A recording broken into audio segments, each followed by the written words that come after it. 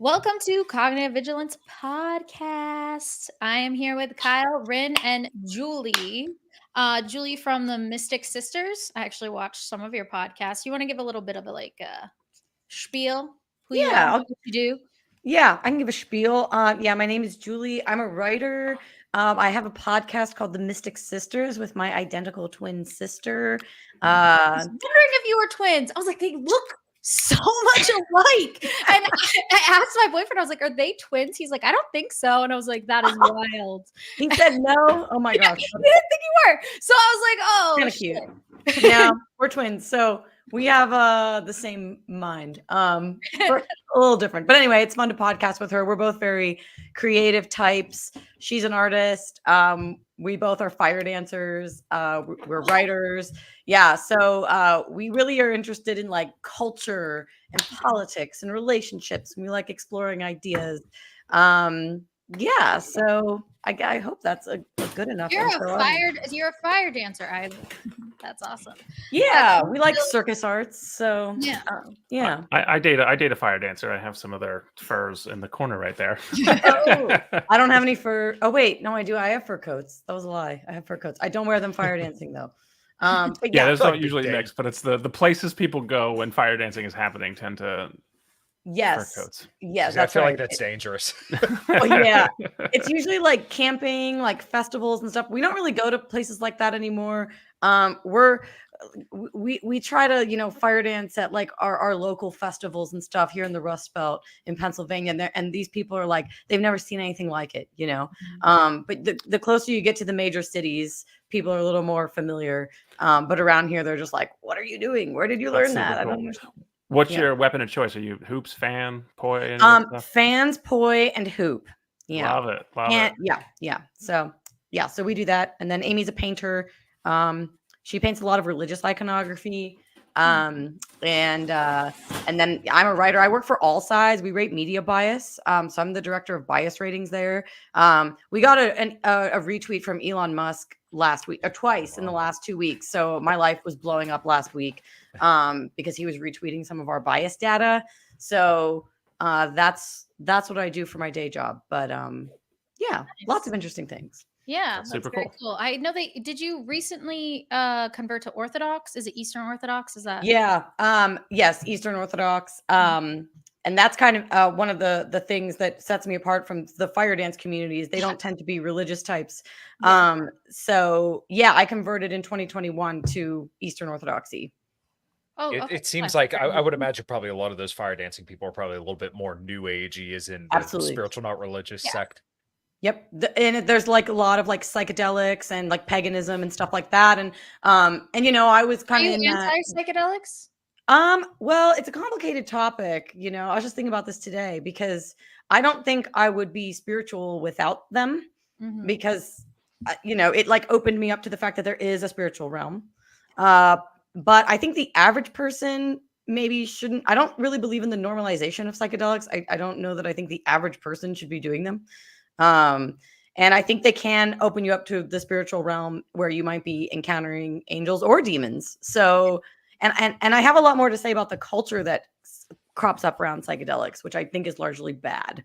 I would love to dive. I would love to dive into that because I live very like adjacent to that world. I'm sure. So like I was a chemist for many years, and I guess I still am kind of. But like, yeah. So it's like I have like corporate kind of like medicine and like things like that. But I am also like I run a camp at Burning Man and like all those things. So it's very.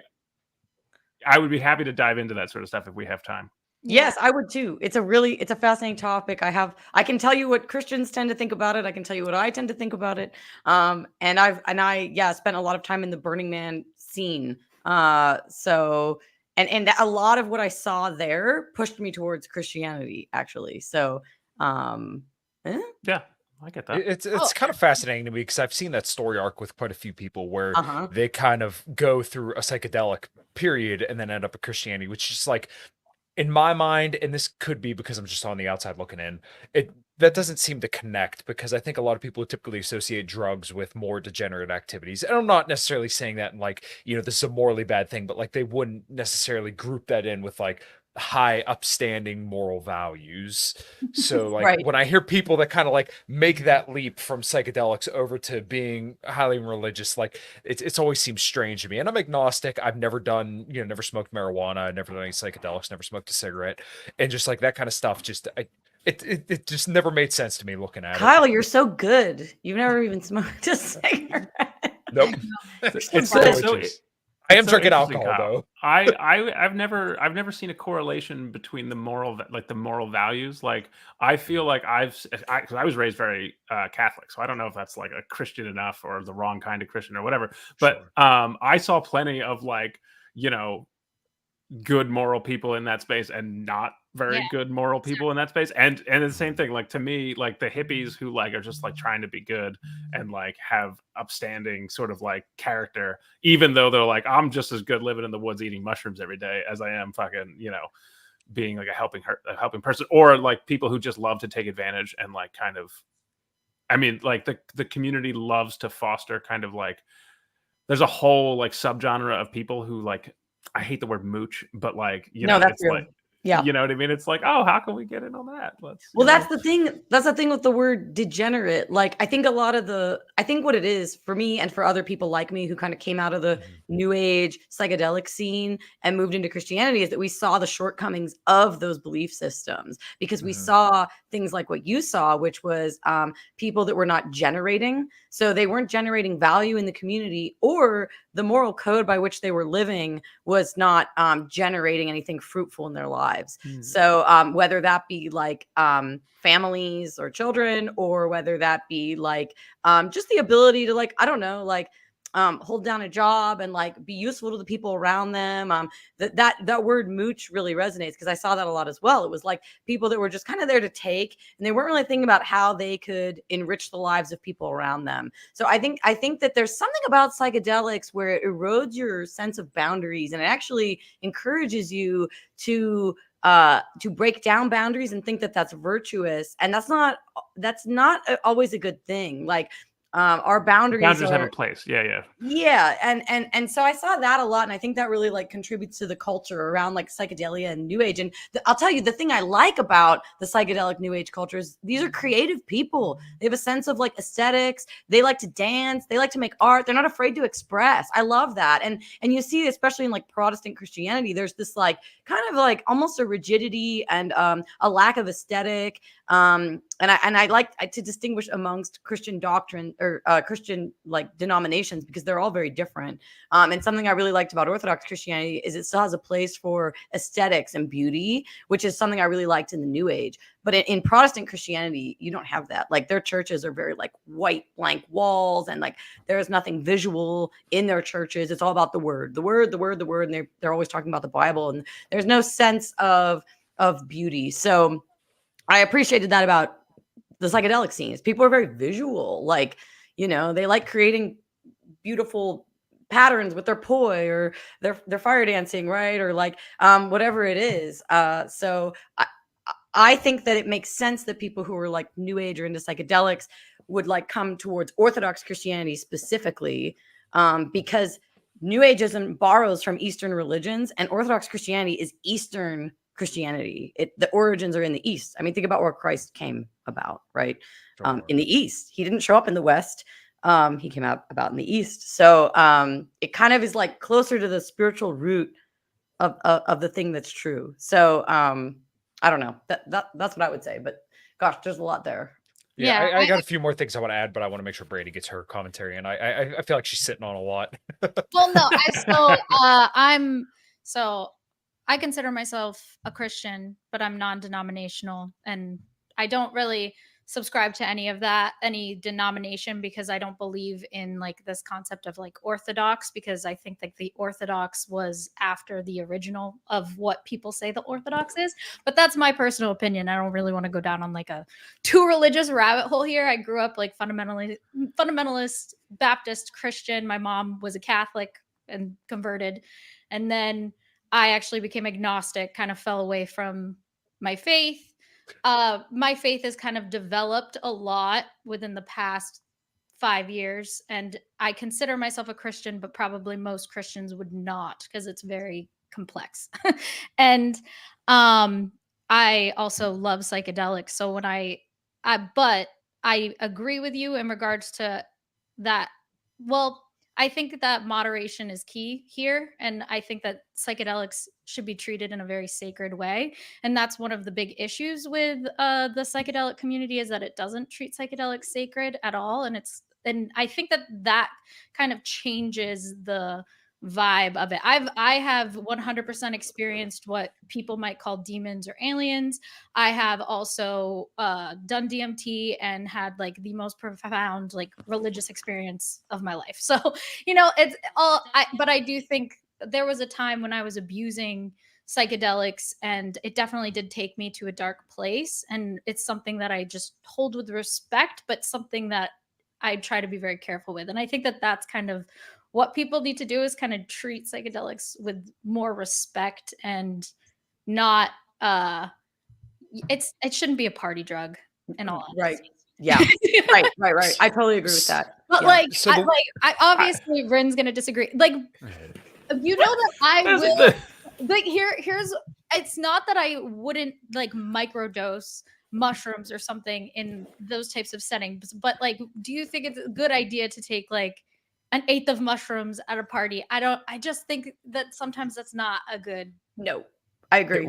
Well, maybe the one thing that might bridge this gap a little bit is that like my thing with drugs is that like a lot of the people that I know, and I'm sure you guys probably know people like this, is that like a lot of people tend to sedate themselves with drugs, but it seems like more of what you guys are kind of pointing towards is like, hey, this is a little bit more of like a personal thing that you should do, or maybe not even should, but like you can do, and you should do within like the safety of your own home, or maybe with somebody that like has your best intentions out in their heart, versus where like I think a lot of people kind of like look at psychedelics and say, oh my God, I could just have a blast doing this, like in a very nihilistic way. And that's kind of the way that I've kind of always been brought up to kind of see drugs, that a lot of people do it as a way to either sedate themselves or to nihilistically enjoy life through, just getting high off their ass. And that's kind of the way that I've always seen drugs, because I've seen, even pot ruin people's lives where like they just sat around and did nothing. And could you say that like they would, maybe it wasn't the pot, it would be something else? Yeah, you're probably right. But at the same time, like a lot of people, when they do a lot of drugs, you kind of see that, like, I don't know many people who do drugs frequently that are very, very successful, at least not in my personal life. And I'm not saying there aren't exceptions to this rule, but I'm just saying what my experience has been. That's kind of the reason why I don't look at any kind of drugs in a favorable light. Now, once again, people can knock me for drinking alcohol. I recognize that's my vice. I only have maybe 1 or 2 drinks a week. It's not something I sedate myself with, but that's just kind of my perspective on that. I can weigh in if people want. Yes. All right. So caveat, as I am very comfortable with substance use, but I'm also probably like, I think Brandy, you told me I'm the strangest cocaine user you've ever met. Yeah. Because I once did like a bump of cocaine and then just like put it away for the rest of the night, and Brandy was like, "What the fuck?"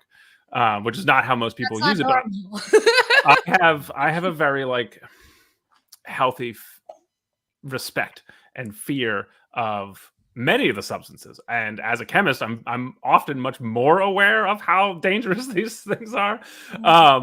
The third category, Kyle, and this is how I think of most responsible drug users, is the enhancement of the experience, right? So like people who sedate themselves, if you're like, life is miserable and I'm drowning, but that's anybody who uses any kind of vice to escape or just kind of like numb the pain, is the incorrect way to use it in any kind of long-term sense. Like, short-term rituals are fine. And then people who are getting lost in it for other things, where they're like, I can't experience joy without this sort of thing. I think there's a comment where it's like, I can't experience God without these psychedelics or things like those. Are also, I'm not going to say wrong, but that's not how I would encourage healthy, safe, recreational substance use. I think psychedelics can be used as a party drug if you understand how it's, like what it's doing, and you can do it safely.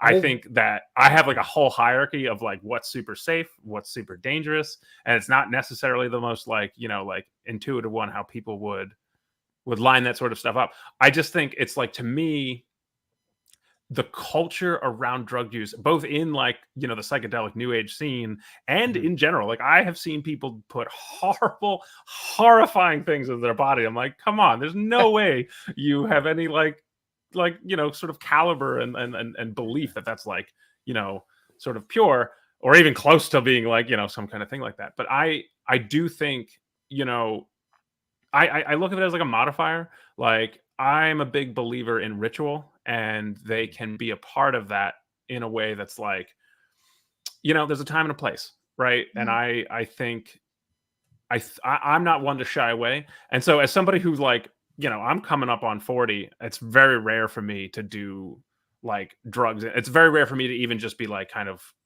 out of control in any kind of way. But you know, like there's still a scenario where I'll do most of the drugs on my like the green side of my list. Sure. You know, one thing that I heard kind of interesting from somebody, and I don't really like this person in particular, but his name's Ben Greenfield. He's like a biohacker kind of guy. I don't really I like like him. Here's his name and address. Yeah. Here's this but guy. he's like one of the more well-known biohackers, and like the way that he explained that he did like some psychedelics, I actually thought this was kind of interesting. Is that like me and my wife kind of like, you know, basically isolated ourselves and we were made sure everything was okay, and then we took these drugs voluntarily together. Like I think something like that's probably appropriate, and that kind of gave me a little bit of a different perspective on it. But like I don't know, like maybe it's just my upbringing, and I don't know, I just like have never viewed drugs as like a very, very good thing. But like I kind of see where Julie's coming from, where like some people, they weren't open up to like the spiritual world. And I would definitely say I'm probably in that category of not open to that, because I never had any kind of experience. My wife has had these experiences where like they saw something that they couldn't feel, that they felt like they couldn't explain through rational means. I've never had an experience like that. So you know, obviously each person's experience on this kind of stuff is going to be very, very subjective. And my subjective experience is that. So that's Right. the other thing. Like, I wouldn't put MDMA in the same category as shrooms, Sure. or like I think that like they're all a different experience that would give you a different outcome, and kind of you would take in a different setting situation, you know. But so I think that they have a time and place. I think I look at drugs as neutral, neither good nor bad. They just are. I think there's just like definitely something going on in our culture though, where people are very much like seeking like, I don't know, extrasensory experiences or some sort of like communion with a divine essence, right? Like they're really wanting to be transported and elevated beyond this sort of like everyday mundane realm that we all inhabit, right? And we all have that desire, like that desire for like an experience that like transports us and elevates us above the mundane. So but what we've really done in our culture is kind of decided that like there's no place for religion, right? That like that's outdated, we don't need it, it's just like a silly framework that just inhibits our freedom, blah blah blah. So we seek ritual and we seek these experiences in substance use. And while I might be a little like unorthodox, so to speak, by saying that I don't always think it's always bad.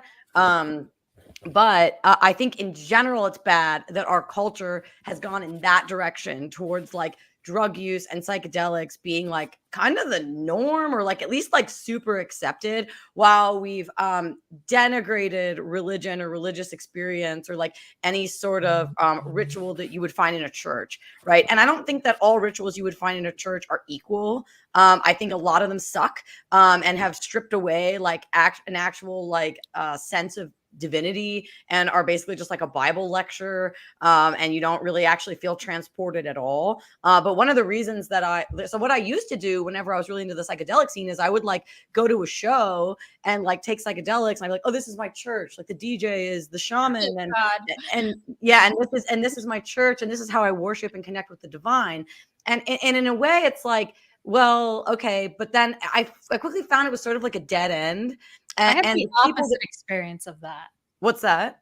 I had the opposite experience of that. Oh, interesting. Like on psychedelics, I took a lot of acid at a show, and I had the exact opposite. Right. You can have the opposite. Yes, that's exactly right. You can have. I felt like it was not a, like it was a dark yes. force, not a good force. So like, and this is actually, I used to go to shows all the time, but I didn't take like a lot of psychedelics at them. Like I was more of like an MDMA kind of girl for a while. Like I took acid and stuff, but I was doing that more in like a low key kind of setting. But I took a bunch of acid at a festival for the first time. And it was EDC New York. And it was Oh a gosh. very dark, it was a very dark experience, and I actually didn't get that, like, any sort of, like, feeling that I saw other people get, and I actually think that seeing how other people did treat it almost like this religious experience, I think actually, like, was I don't think that was a negative aspect of it too. I remember seeing, like, when the DJ would be like, "Everyone raise your hand," and, like,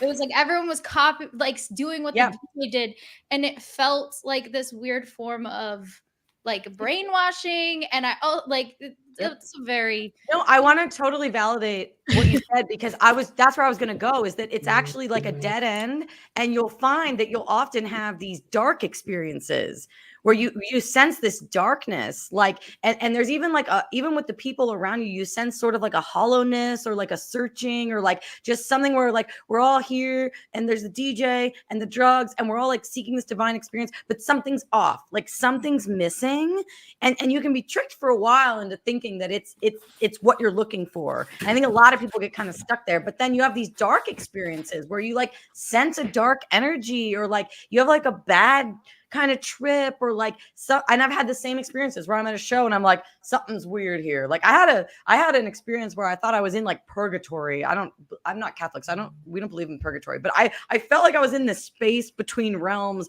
that I couldn't get out of, and it was very dark and I was very scared. It wasn't good. So all that to say, like, I think people are seeking in the wrong places. I think we have a natural inclination to want to find that sort of communion with a divine or the creator, but we're all looking in the psychedelic realm because it's kind of this easy shortcut to these sort of like feelings or experiences. And actually, like, you know, you can have that sort of sense of communion, but what I found is that I wasn't finding what I wanted in the club with the drugs. And I found it in the Orthodox Church because there is reverence, beauty, ritual, all these things. And it never feels hollow. It never feels like there's a sense of like that it's dark, that it could turn on you in a second. Right.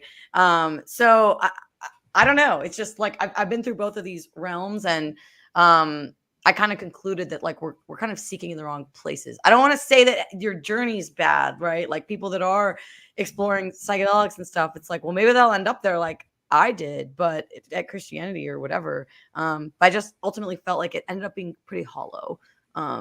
Yeah, I mean, I agree with you in the sense that I do think people are seeking God outside of themselves, actually. And I actually think that what you need to do is actually seek God, like, and for me that's just prayer and communicating with God and seeking God through learning about God, you know, like, so I guess I wouldn't even like need that via like the Orthodox Church or like a church or anything. I kind of think that if I'm externalizing it outside to beyond just my relationship with God, I don't know, that it still feels like it's not the relationship. Though I do think they can be helpful tools, to be completely honest. Like ritual and all of those things, I think are definitely helpful ways to get there.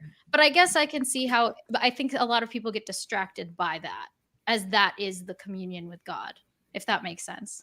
That like, makes sense. like people will get distracted by the external aspect instead of actually working on that personal relationship with God. Yeah, and that's something that I think it distinguishes well, like let's say non-denominational from Orthodox is I've heard that before, like, well, it's all about a personal relationship. And in Orthodoxy, it's like we emphasize the personal relationship with God for sure, but we also see things like iconography, right? Yeah, I'm pro all that. They're like tools. They're sort of tools, like almost like if I had to put it in more like secular terms, like almost like a meditative tool. Like we see them as like windows to heaven, right? Where they help to like center our minds on our prayer and help us to be reverent and reflect upon goodness and our relationship with God. But I've heard people say they find it distracting, or like, because Orthodox churches are very beautiful. There's like gold leaf and like ornate details and images of saints. And they're very like, there's very sensory places. We have incense. We have a lot of visuals, which I love. And I I love that, and it helps me to feel connection with the divine. But I've heard people say they think it's distracting or what have you. I wouldn't. It can be. It doesn't. I think that they're all tools. Like Yeah. you said, it is a tool to get there. Not that it could help you, but if it becomes, I guess, for some people, it can become the only thing they focus on. I guess would be like the external aspect of it, and not the personal relationship, and then it just kind of becomes an aesthetic. Isn't that true for any pursuit though? Like you can pursue any passion or any sort of aspect of life singularly, and then lose aspect of that.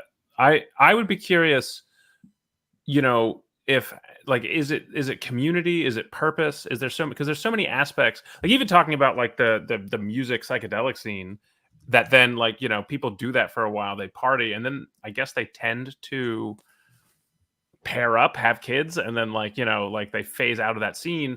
I think the hollowness, because I've seen what you're talking about, like both the darkness and that kind of hollowness, that sort of thing. I think I'm not going to ascribe like a lack of God or any of that sort of stuff. I'm not going to talk on that angle. But to me, I do think people are looking for community and purpose, and you can find that in both religion and in the pursuit of God, and your personal relationship with God can lead to a lot of that sort of thing.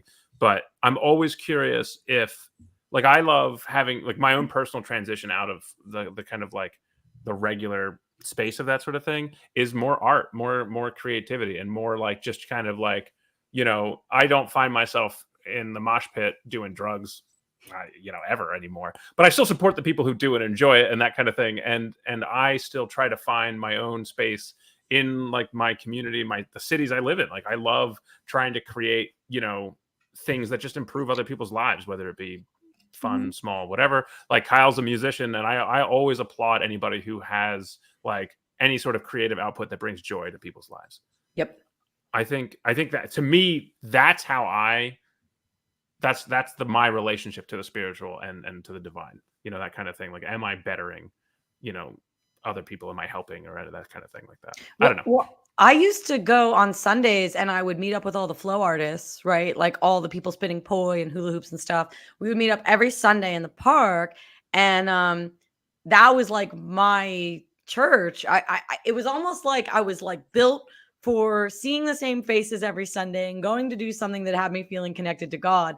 And it took me a while to be like, maybe I actually like should be going to church. But the thing that actually made me kind of seek out a church instead of continuing to meet up with the flow artists on Sunday was that I was concerned about the moral code of the folks that were the flow artists, because while I had some good friends in that scene, a lot of them were like very far left, and they had no problem with like if somebody said something they disagreed with, like canceling them, right? Like going after their business or like whatever it was. Or they would there were different, and then the drug use, there were like sexual mores that I didn't agree with, and I was like, I need like a group of people that I can see every Sunday and have community with and create with and have connection with, but we share the same moral code, because I'm not connecting with this sense of morality that this group has. I'm actually finding it to be toxic and negative and bad.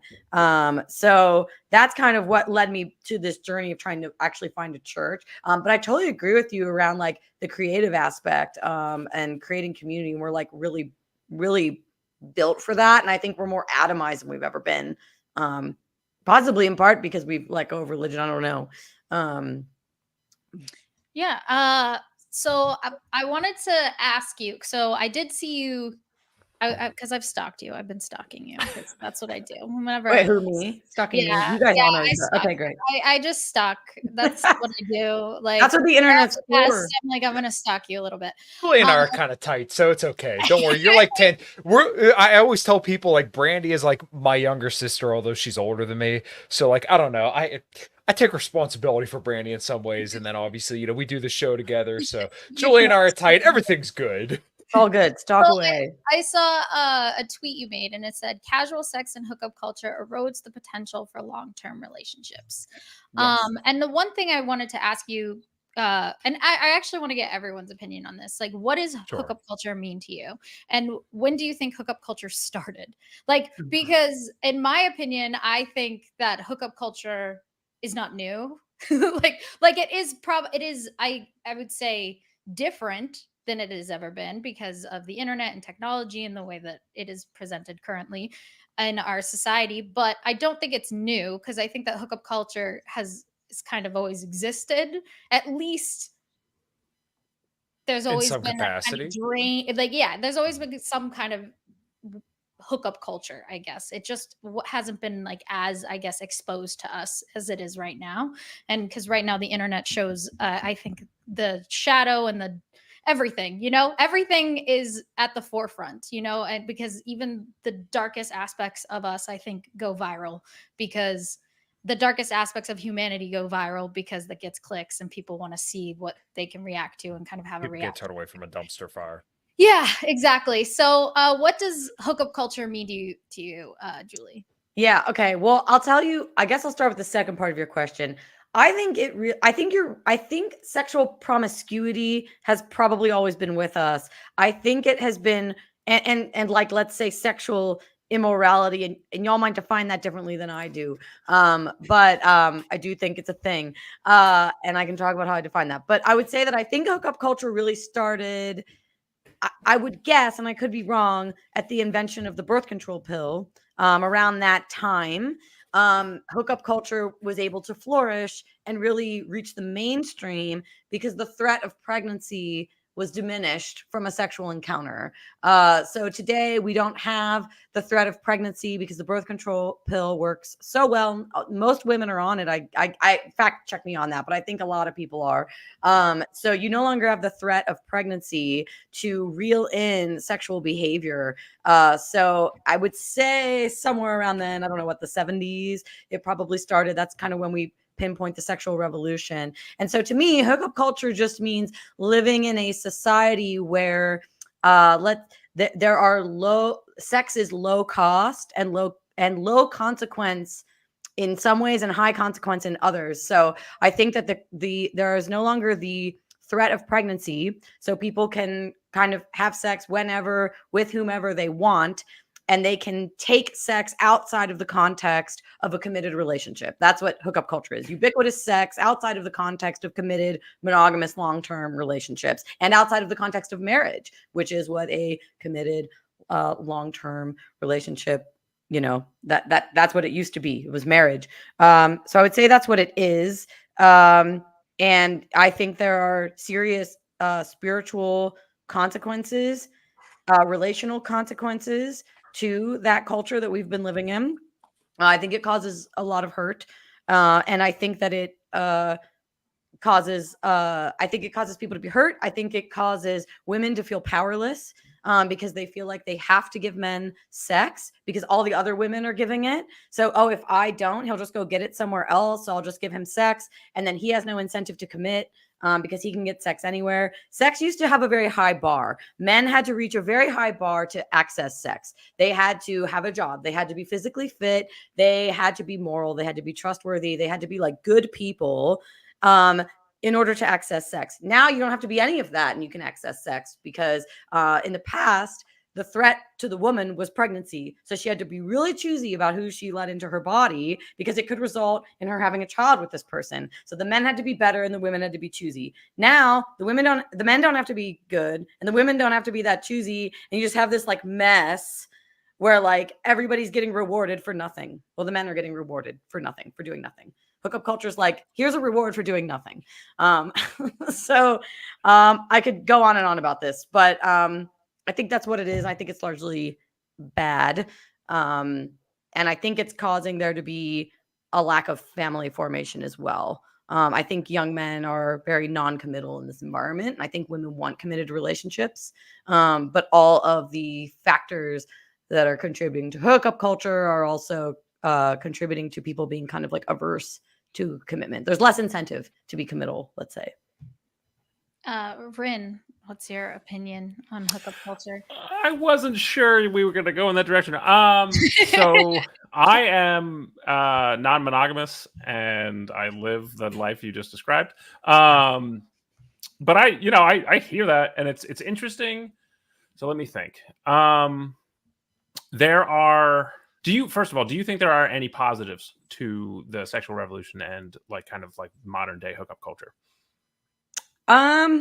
Any positives? I mean, I guess I want to say like no. I can't really think of many. I guess I guess when you can delay childbearing, women can become like educated and make their own money, and perhaps it could prevent them from getting like stuck with a bad man. But I think overall it's bad. It's very hard for me to make like a positive argument for it. And I was in a non-monogamous relationship for a bit too, so I have like experience with. Sure, and I know that a lot of those experiences tend to be bad. A lot of Yeah. people who, so I'm not going to begrudge you that. Like, it takes a lot to do it not terribly and toxically. But I have two things, and I'll lead with one because I think it's really interesting. One of the aspects that you talked about, and then we could just kind of talk about like all the other stuff. There's so many aspects. Yeah. Yeah, it's really great. I like the idea that like men had to be fit and all these things and women had to be choosy, and then but I feel like that was really like we're remembering the transition from like women not as property to this period now, because before men could be whatever they wanted because women had no choice, right? It was like you were like, once you were like, you can't have a credit card, you can't have a car, you can't have these things. And so then it's like whoever you get married to, you have to give them sex, because if you don't, like this is going to go very badly for you. So it's like we're talking about the period after that, which was great and everybody loves that. And then it was this period of like, now we have choosiness and that, and it's leveling out. I don't know if you agree with that or not, but to me, that's where I'm like, well, we're not counting the history before that period where choosy wasn't an option. You were, given away, and there was a dowry, like the whole, like, that kind of. Yeah, I thought a lot about the consequences of women's independence, because like there is this aspect where I think a woman being able to have her own job and make her own money allows her to not be abused. Because if you are dependent on men for all your resources and income, this is a very not trad view, by the way. But if you're dependent on men for your finances, you might end up with an abusive men. And there are a lot of abusive men. There are a lot of bad men, right? A lot of women ended up in bad abusive marriages because they had no choice. They couldn't actually support themselves on their own. But then you have the flip side of it where like you have women actually out earning men, out achieving men, right? Which also isn't good, because then you have like increasing singleness. So I don't know, it's a very complicated issue, but I tend to, I guess I'm like an anti-feminist feminist, because I'm like, I agree with you that like when women didn't have any sense of like independent or freedom, they could be chained to bad men. I mean, truly. So, but well, okay. Well, maybe a little bit of pushback on that would be that like the men assumed all the responsibility in those situations. So even if they were bad men, they were still paying the consequences for all the bad actions of the women. And once again, this is not at all, and I don't want anybody to think that I'm saying this, but like this is not at all justify any abuse or potential downsides that men may do, but they were still accountable. Like even if women, women were allowed to own property in some certain situations or have credit cards. What time period are we talking about? Like, I guess because it's like history's so broad. So I'm like, sure. What, like, I'm trying to figure out what time period people are like. Just like pre-women's right, like pre-women being. Are we talking about just the 19th century? I guess the early 19th. My brain is in the early 19th century. Yeah, 20th. Well, we could even go for like the 20th, and then maybe early 20th, 21st, but like early 20th century. But basically, like men would have been held responsible for women's actions, and I think that actually held off men from doing very, very bad things, because they realized that like, hey, we're responsible for this as well. You get the good and the bad, which is a reasonable thing if you're going to introduce a woman to your life, and under the guise that like, hey, I'm your provider and protector, therefore I am responsible for you. But now the problem is we get the worst of all worlds, where men have zero authority, but they have 100% responsibility, and women don't have any responsibility, but they have 100% authority in these situations. Because once again, if a woman divorces a man, she could take him through the mud for all of his resources, all his time, and all his value. But at the same time, men aren't able to do that same thing. So right now, like I said, we have the worst of all worlds, where it should be like, hey, if you're a guy and you are giving, your pledge to a woman under the guise of marriage that you're going to be there to provide and protect, for better or for worse, in sickness and health, then that means that once again, you should have 100% responsibility and authority. But right now, men don't have the authority; they just have the responsibility. Well, I don't know that they have the responsibility anymore. Like I know a Financial lot of like responsibility, absolutely. I think there's a lot of dual income. A lot of women work. You Sure, know, no, you're right. You're right. Correct. yeah, but Are and you then But also like talking? women are more likely to end up in poverty after a divorce. This is a sure. manosphere myth that women end up like rich after a divorce. No, Most women I end up in poverty. did I ever say that women end up rich though? I said that they tend to Take them benefit to in the the short term cleaners. though, because they are allowed to though. Because once again, the majority of alimony payments go to women. So once again, I'm not saying that these women are getting rich, but and I'm not even saying that there's an incentive for them to divorce. But once again, if you are, providing women, hey, I'm going to marry you under the guise of this, then you should have the responsibility and the authority. It shouldn't just be the responsibility, which is typically what it is. Once again, not 100% of cases, but the majority of the cases. I would We're love to speaking not get generalities and bogged down supplies. in these weeds. Julie, I'll give you a chance to respond because I don't want to leave that hanging, but Go. I'd love to jump. Okay. Kyle, I know you gotta give your spiel. Oh. The fucking so I want to come back to hookup culture, like sex positivity, sexual revolution. Yeah, I want to talk about this too. So I'm sorry that I Yeah. got us bogged down. Yeah, Kyle's med pill is gonna represent it. Gonna give Interrelated.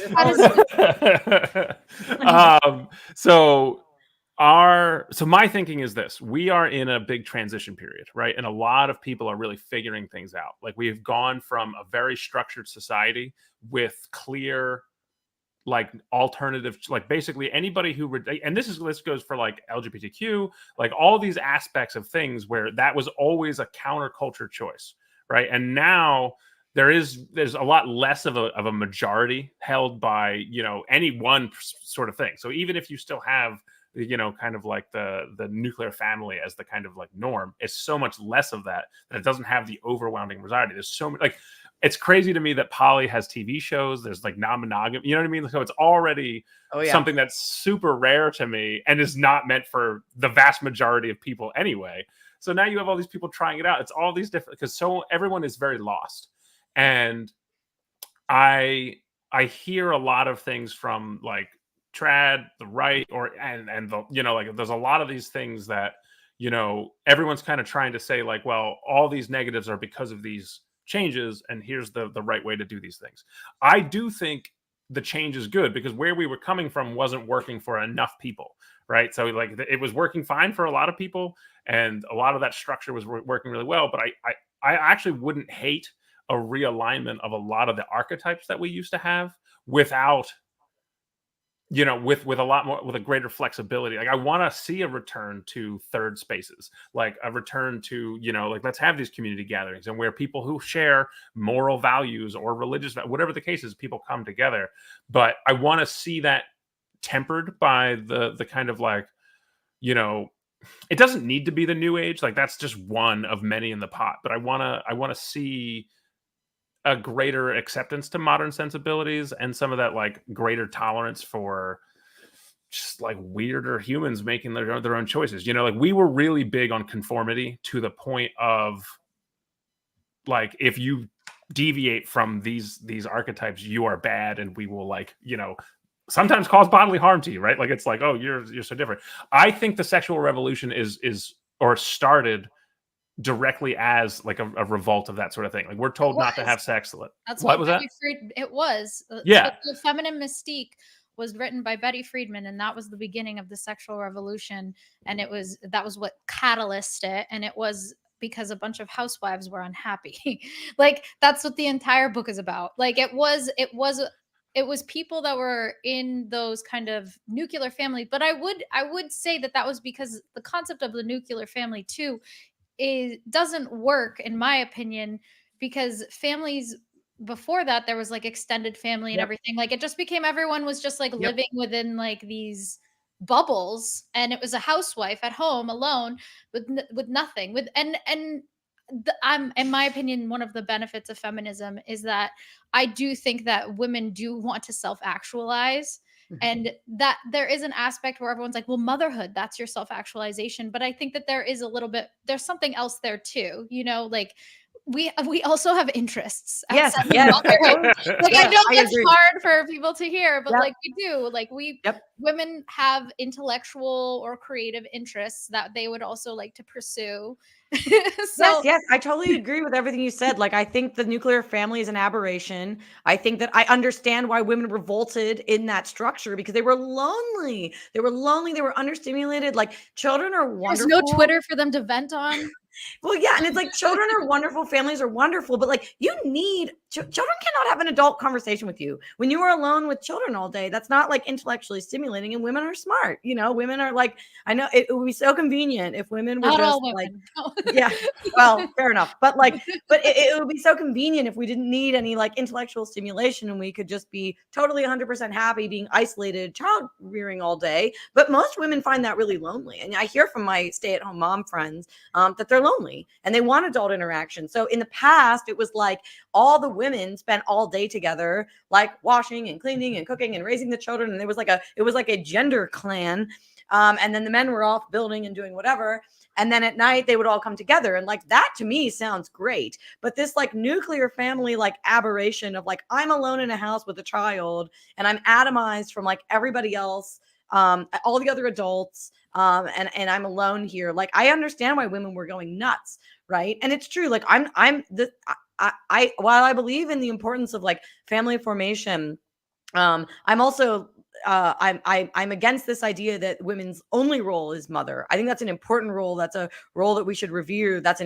Our society currently does not elevate that to the degree that it should. But we're also complex, full human beings with intellectual interests, and we're interested in crafts, and we're interested in art, and we're interested in beautifying the world. And it's like we're also full people. Like we can't just be reduced to that. So that's where I would sound more like a feminist, right? But yeah. Well, it's kind of funny because like I've had to come to this realization dating my wife over the last 5 years, and I hate to bring it back to my antidote, but like, um, I had like this high idealism, and I think this is advertised a lot to guys now because it sounds really, really good.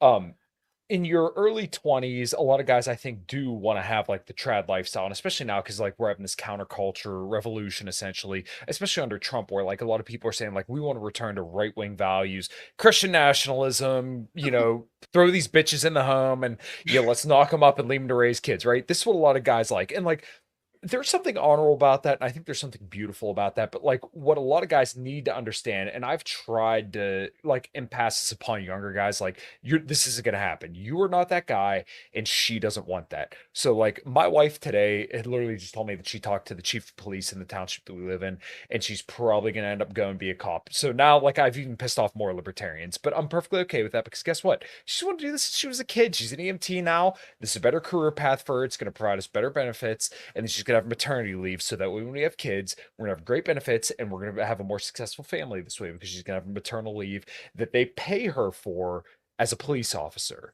If people have a problem with that, I don't care. This is the world we live in. Like most incomes, most people are not gonna be able to afford, a whole nuclear family on one income. And like, granted, thank God, my dad, my mom, her mom, her dad, her stepmom, like all these people are invested in us and care about us. But like this idea that like one guy is going to go out there and be like the patriarch of the household nowadays, it's a fantasy. It's just not going to happen. So I want to disabuse people this notion like the trad life and the trad wife specifically are out there waiting for you. They're not.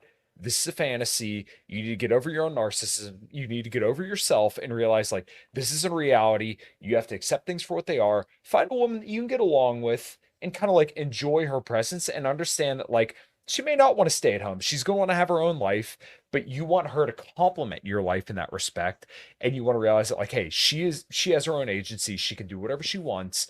And, we're going to love each other and then hopefully put out a prosperous, image, a prosperous family out in the world. And we're going to love each other and we're going to enjoy that, as a couple together. This idea that like, you're going to go back to the 50s is just ridiculous. I think well, you're right that financially it's hard. America's very expensive. My mom was a stay-at-home mom and we did not have a lot of money. Sorry, Brandy. I think what's interesting is also in the feminine mystique, the one thing that like the women talked about, because I've actually read it, guys, is the one thing that they talked about was feeling a lot of guilt for not feeling fulfilled in just being the mother.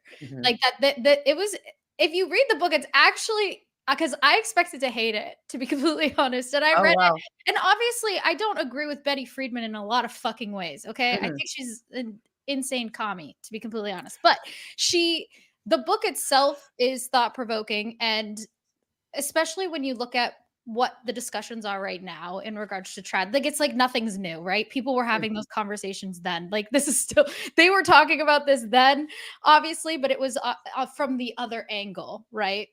You know, where that was the norm, you know? And these women were talking about how they felt a lot of guilt for not being fully just fulfilled with their only being a mother and only being a stay-at-home mom, and they thought that that's what they were supposed to do, and it was they were ashamed of that and ashamed to talk about it. So, and that's what I think that a lot of people don't realize, because everyone can only look at the world through the cultural lens that they have and their own like time period, like right now. But if you like look through history, nothing's really new. Like, well, obviously, like with technology and everything, it's all new, but like the discussions aren't really new. They're just like changed in. Yeah, the circumstances changed for these conversations, essentially. And we're very much talking like post-industrial revolution, right? Where like, I mean, that's our framework, right? Like, we're not even dealing with the conditions of a pre-industrial society, which were totally different, and people were on farms and like extended family networks and like all of that. So we're dealing with like very specific circumstances. But like you said, a lot of this stuff is not new, like over the last, like, let's say 100 years, 150 years. And I think people like to think that in the 19th century, women weren't working. It's not that they weren't working; they were working in factories. They were doing different jobs. They were on a farm. They were working. Yes, like,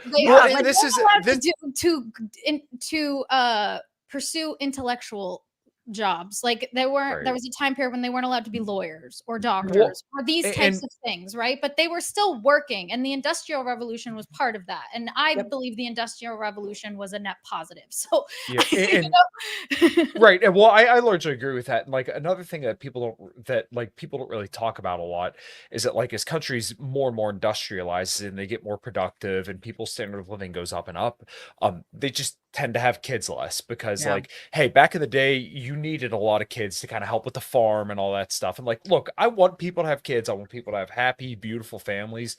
But like, I also realize that, like, once again, as countries industrialize, people just don't have kids as much, because it starts to be more and more of like a time sink. It starts to be more and more cost.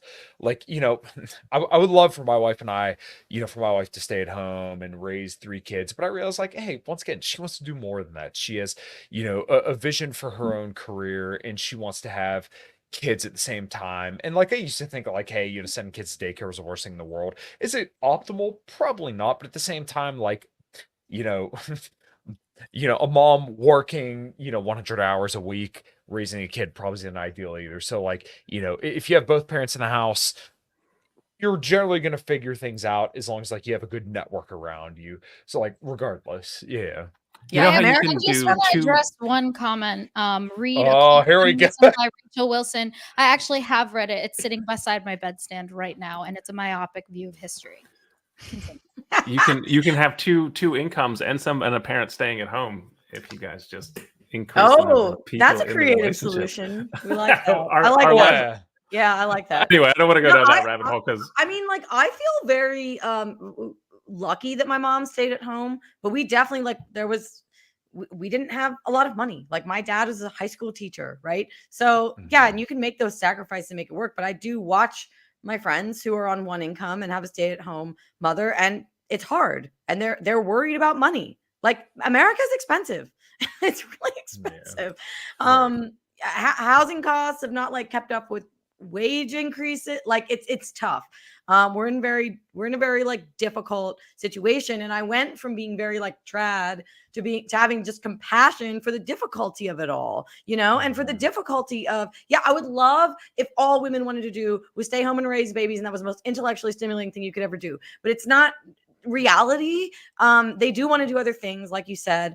I do think it's best for little kids to have mom around, but I also understand that we are living in a very difficult environment, a very difficult time with nuclear families and atomization and all of these things. That it's just hard. Like, I just have compassion now for the choices that people make, and I'm not going to sit here and be like, you're evil and a cult because your mom works, or like whatever it is. I'm just not going to like say that anymore, because it's hard, you know. And I see trads like saying these kinds of things, and or they're just like, I don't know.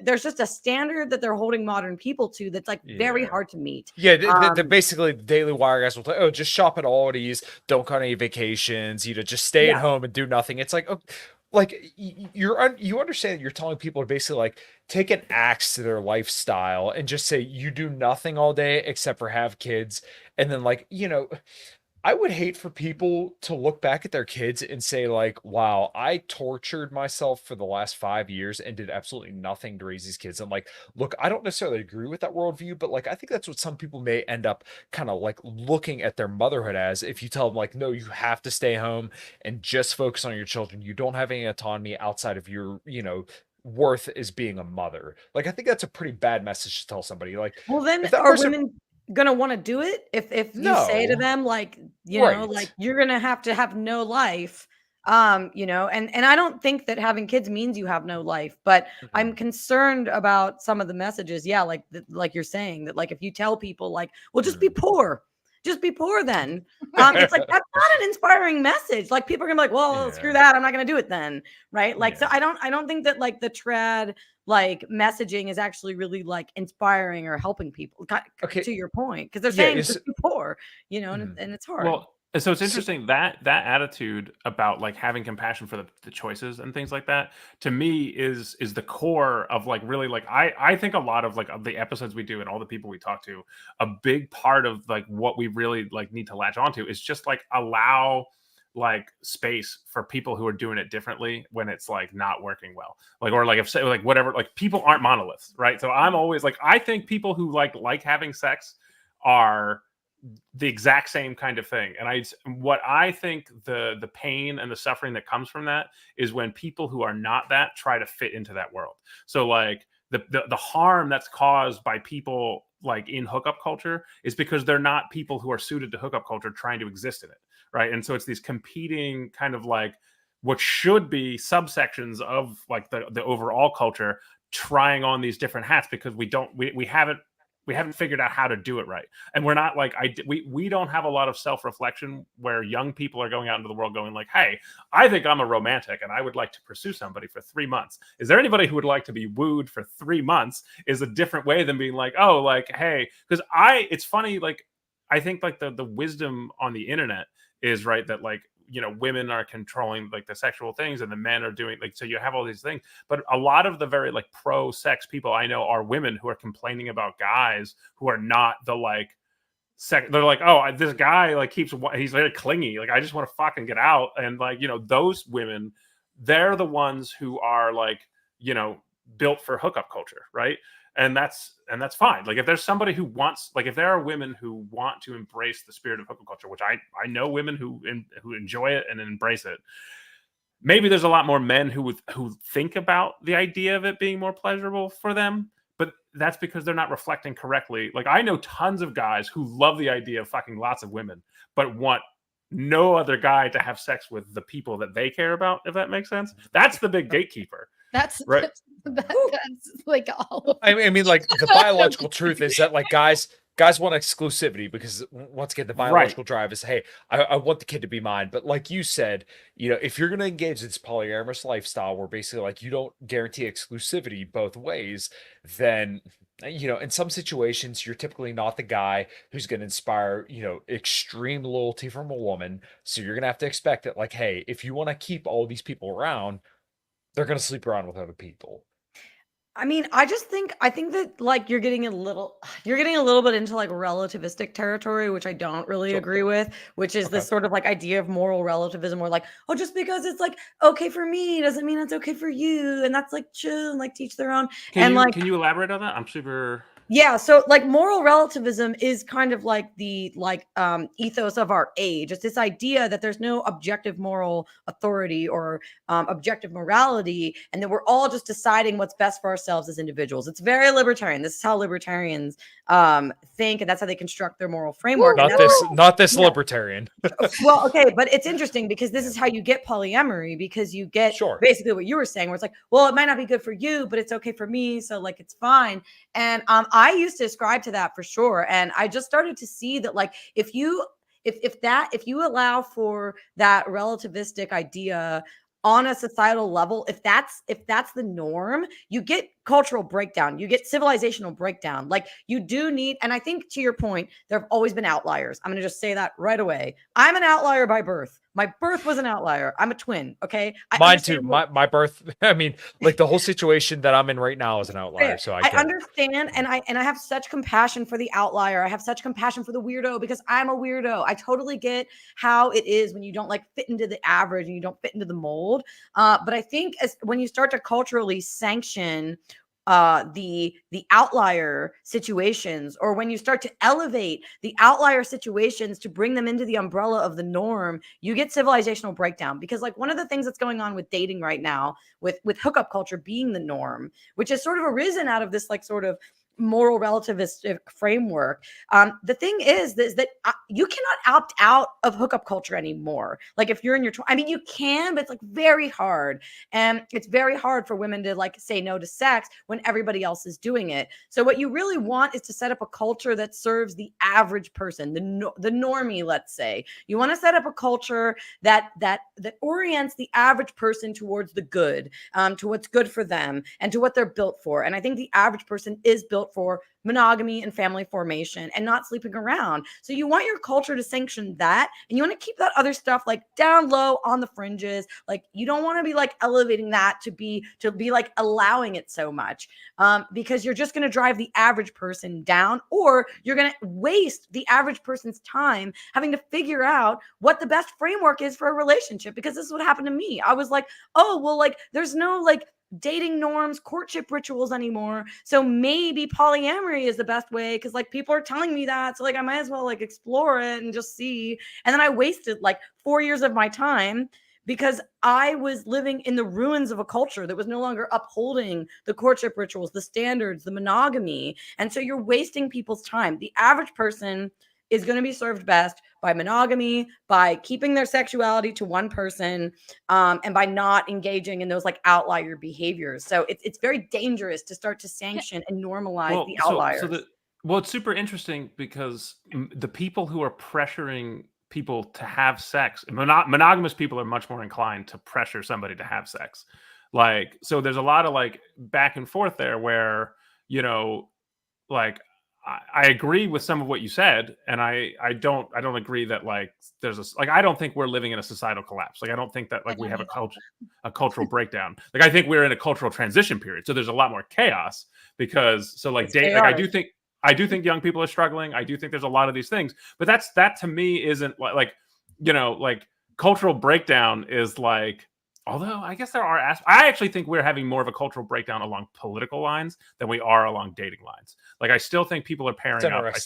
That's very interesting. So I think that people are pairing up. I think that people are still forming relationships. I do think people are having less kids, but I think that's because of economic issues. I don't think that's because of cultural ones. Real quick, can I jump in? That's an issue. Like okay, well, sorry, go ahead, Brandy. I was just gonna say that when it comes to the economic aspect of people not having kids, I think that people are having kids. They're just not having as many. And I don't know if I think that that's a bad thing. Like people are still having kids. It's not like they're not. It's just families aren't having 10. But they're not having enough to replace the population, which is really bad on a long timeline. Well, okay. Well, real quick.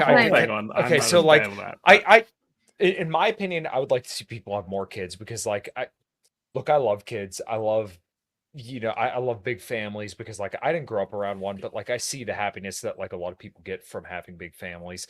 I think it's a beautiful thing. But I do think a lot of people aren't having kids because, once again, the economic conditions, you've had low interest rates for the last 20 years, so people don't feel encouraged to save money, so therefore they're not invested in the long term. They're much more invested in the short term. And as far as it's concerned with like dating, I think a lot of more people are kind of looking at like short-term prospects as well. Like, hey, it doesn't make much sense to invest in this person. You might as well just get a fling and kind of move on from there. And like you have kind of a few groups of guys. So you have, let's say, I hate to say incels, but like, the lower percentage of guys that basically say like, hey, it's hopeless. Fuck it. I'm gonna go MGTOW. I'm gonna stick my dick in a sex doll, and that's gonna be, my fix there. You have kind of like the middle class guys who like, hey, if you just put a little bit more effort in, you do really well.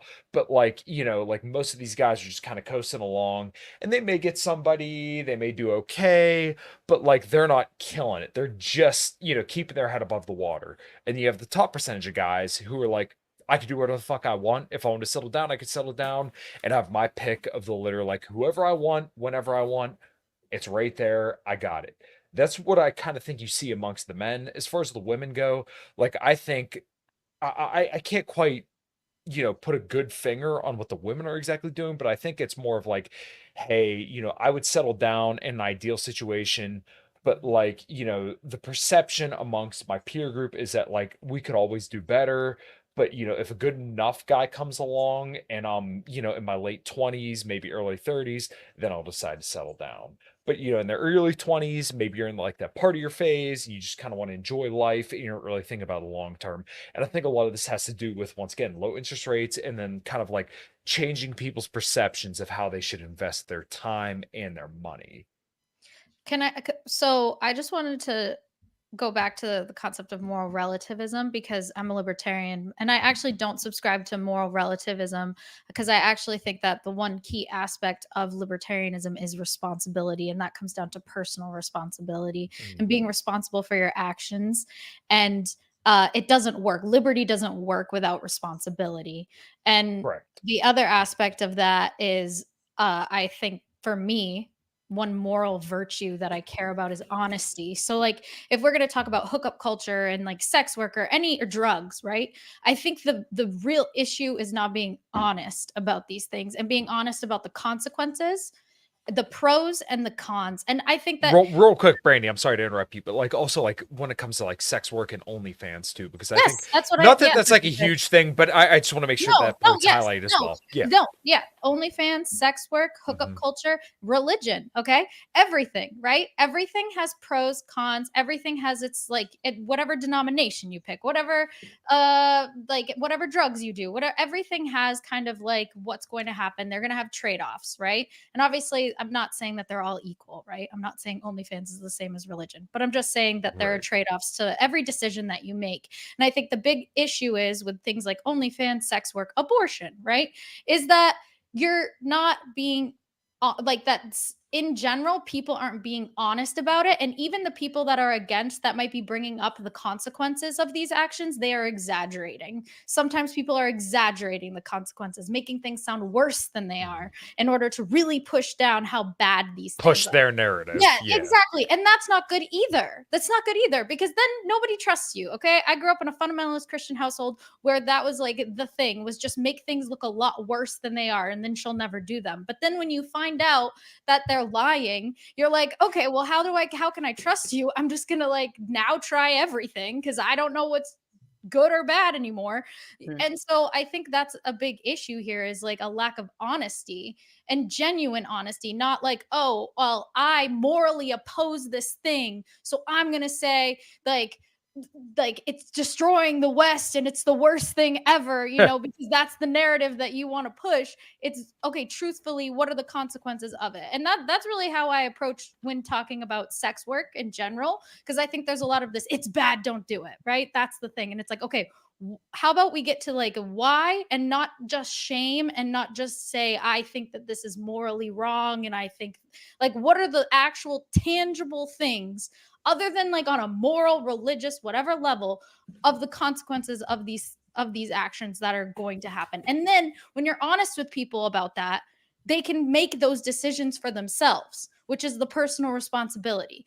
Really look at, okay, if I'm polyamorous, what are the pros and cons? What are the bad things that can happen? And there are, and like there's cons, you know? And yeah, of course. I'm so, pro and con on that. you have to just be honest about it instead of trying to trying to paint everything in these like pretty rainbows, because you're like, oh well, the nuclear family's perfect, everyone do that. You know, like that's not there. What are the pros and cons there? Right. So for me, it's not moral relativism, it's more so being honest with people about these decisions without kind of tainting them with my worldview. Yeah, nobody wants to give you information without their bias. Everybody wants to tell Yeah. you their worldview and how you should feel about it, rather than just saying like, hey, here's some drawbacks, here's some benefits. This is what I did. This is my experience. Why don't you, see what works for you?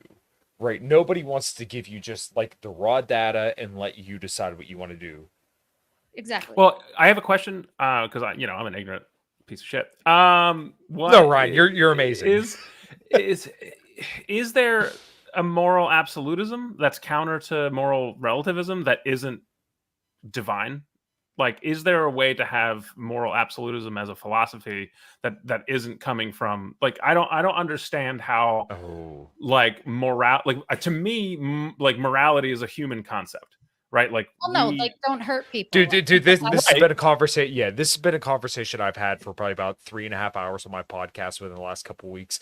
It's fascinating to me, but like when you try to come down to like an objective morality from a secular perspective, it's tough. Like, what is your grounding? I don't have good answers for this stuff, and I'm not like the arbiter on this stuff. I'm not well educated in this respect when it comes like morality and philosophy. But like, there are a lot of legitimate questions like you're posing right now. And okay, so I wasn't I don't sure. have the answers. I don't think that religion should be used as an ethical skin suit either. Like, I think a lot of people actually are attracted to Christianity because they like. Okay. Well, there's a difference between good either. Yeah, I have to become a cultural Christian because it has my ethics, but I actually don't believe in God. And I've met people like that. And in my opinion, I'm sorry, I literally had someone say that they were like, well, no, they were like, yeah, I'm a Christian because like I agree with the ethics, but I don't believe in like God. Like I don't believe in God. And I was like, wait, so like that, so the point of Christianity is at this point just the ethics, which is what cultural Christianity is.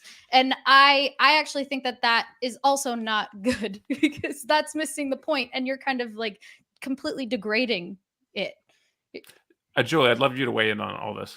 I mean, I think that you cannot have objective morality without God. I think that if you have a secular worldview, you end up at moral relativism. I think that I don't think there's really a way around that because objective morality has to come, like Kyle was kind of saying, like where does morality come from, right? If it doesn't come from God, then it's just us making up what's best for us as individuals. If there's nothing higher, if there's no hierarchy, and there's nothing higher than humanity, then it's just us doing what we think is best on an individual level, and maybe what's right for you isn't what's right for me, and blah blah blah.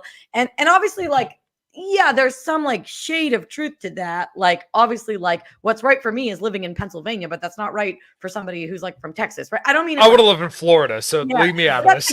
I'm getting off topic because that's not really a moral issue. No, but I it's totally okay. get but that. for moral issues, like I do think I think that if you're secular, you end up at relativism, like for sure. And I've never really met anybody that's just culturally Christian without believing in God. That's very interesting. Oh, I almost feel like I kind of occupy that space right there because like no drugs, I'm married, love my wife, been with my wife for the last 5 years. I don't believe in God necessarily. I'm agnostic, but like I like this is part of the reason why I've had so many conversations about Christianity recently is because like what grounds my worldview? Why do I behave the way that I do? Is it because like the culture around me and like the people I listen to kind of got me to these conclusions and these ideas? Or is it because like there's something greater? I don't know. I don't have a good answer, and I'm more than happy to admit that. So like, what does ground a secular perspective in morality? Like, I think murder's wrong. I think abortion is wrong. I think you should be loyal to your partner if that's what you laid out. That's my morality. But, once again, what grounds that? So I literally had a 2-hour conversation with Jay Dyer about a lot of this stuff. And like, I'm still not settled on it. I don't know. But that's the kind of thing that's interesting to me, because like, people who are like, well, murder's wrong, but then like, is killing somebody in self-defense with a gun, well, that's a little less murdery, or like, oh, well, somebody has been super criminally, we need like death penalty, we need to kill. To me, I already like, the people who are complaining about moral relativism, I'm seeing moral relativism from, and like, because I like the guy from the book, like, because sorry to interrupt, but because what they're getting at is that morality is objective to the situation, it's not absolute. So there's a difference between like killing is always wrong. That's an absolute. But saying, oh, if someone was attacking me and I killed them, that's okay. That's objective morality, because it's the right thing to do is objective to the situation. It's not an absolute. Does that make sense?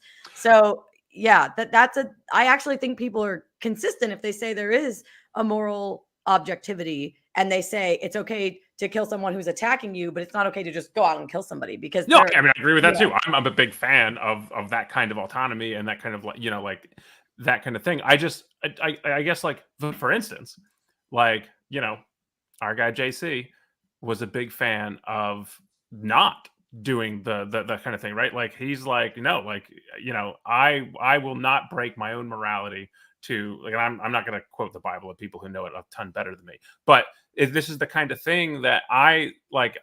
What's the quote? Like, I really like Jesus Christ. I wish Christians were like him, if that makes sense. Where we have a lot of like, I love the teachings from the Bible. I went every day for the entirety of my youth, and I love the teachings there. I don't see it as much, if that makes sense. You know what I mean? Like, there's a lot of things from the book that are showing up, and I feel like we get caught in the weeds about how like society is supposed to be structured, and that's what we pay attention to. But the actual teachings of Jesus Christ don't feel very present in the Christians I meet in the world.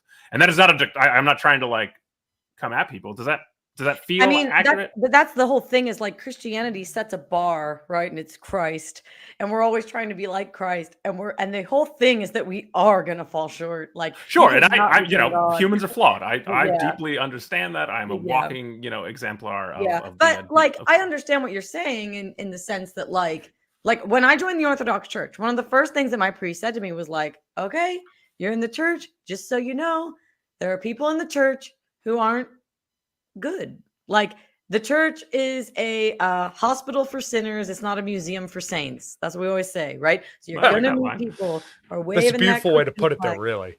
Yeah, but they're not. Like that, and that's kind of the whole thing. Is like, we're all striving to be better. We're all trying. Right, but I'm sorry to interrupt, but like, to that point, is that like, it kind of gets you to the mental model of understanding that like a lot of people are flawed people, and there's nothing you can do to help them. Like, no matter how much you want to help these people, you can, but like, these people have to want to help themselves. And like, just that saying alone, like, the more and more I talk to religious people about these kind of stuff, and like some of the sayings and the mental models, it just intrigues the fuck out of me. Join our side. I'm just kidding. No, maybe I'm getting there. It gives you a framework for just the complexity of the human experience, right? It gives you a very helpful framework. And yeah, like there's a bar. We're all flawed. We're all sinners, right? We're all like missing the mark in some way. That's just going to be a given. But we're striving. We're trying to be better. I think and that's the thing, is like, you can't really, I don't know. Okay. So I guess I had a little bit of different experience, because I started to realize that Christians I knew they seemed a little more like grounded and like properly oriented than the non-Christians I knew. I understand what you're saying about like, I've met Christians that are obviously not good people. That's true. Absolutely.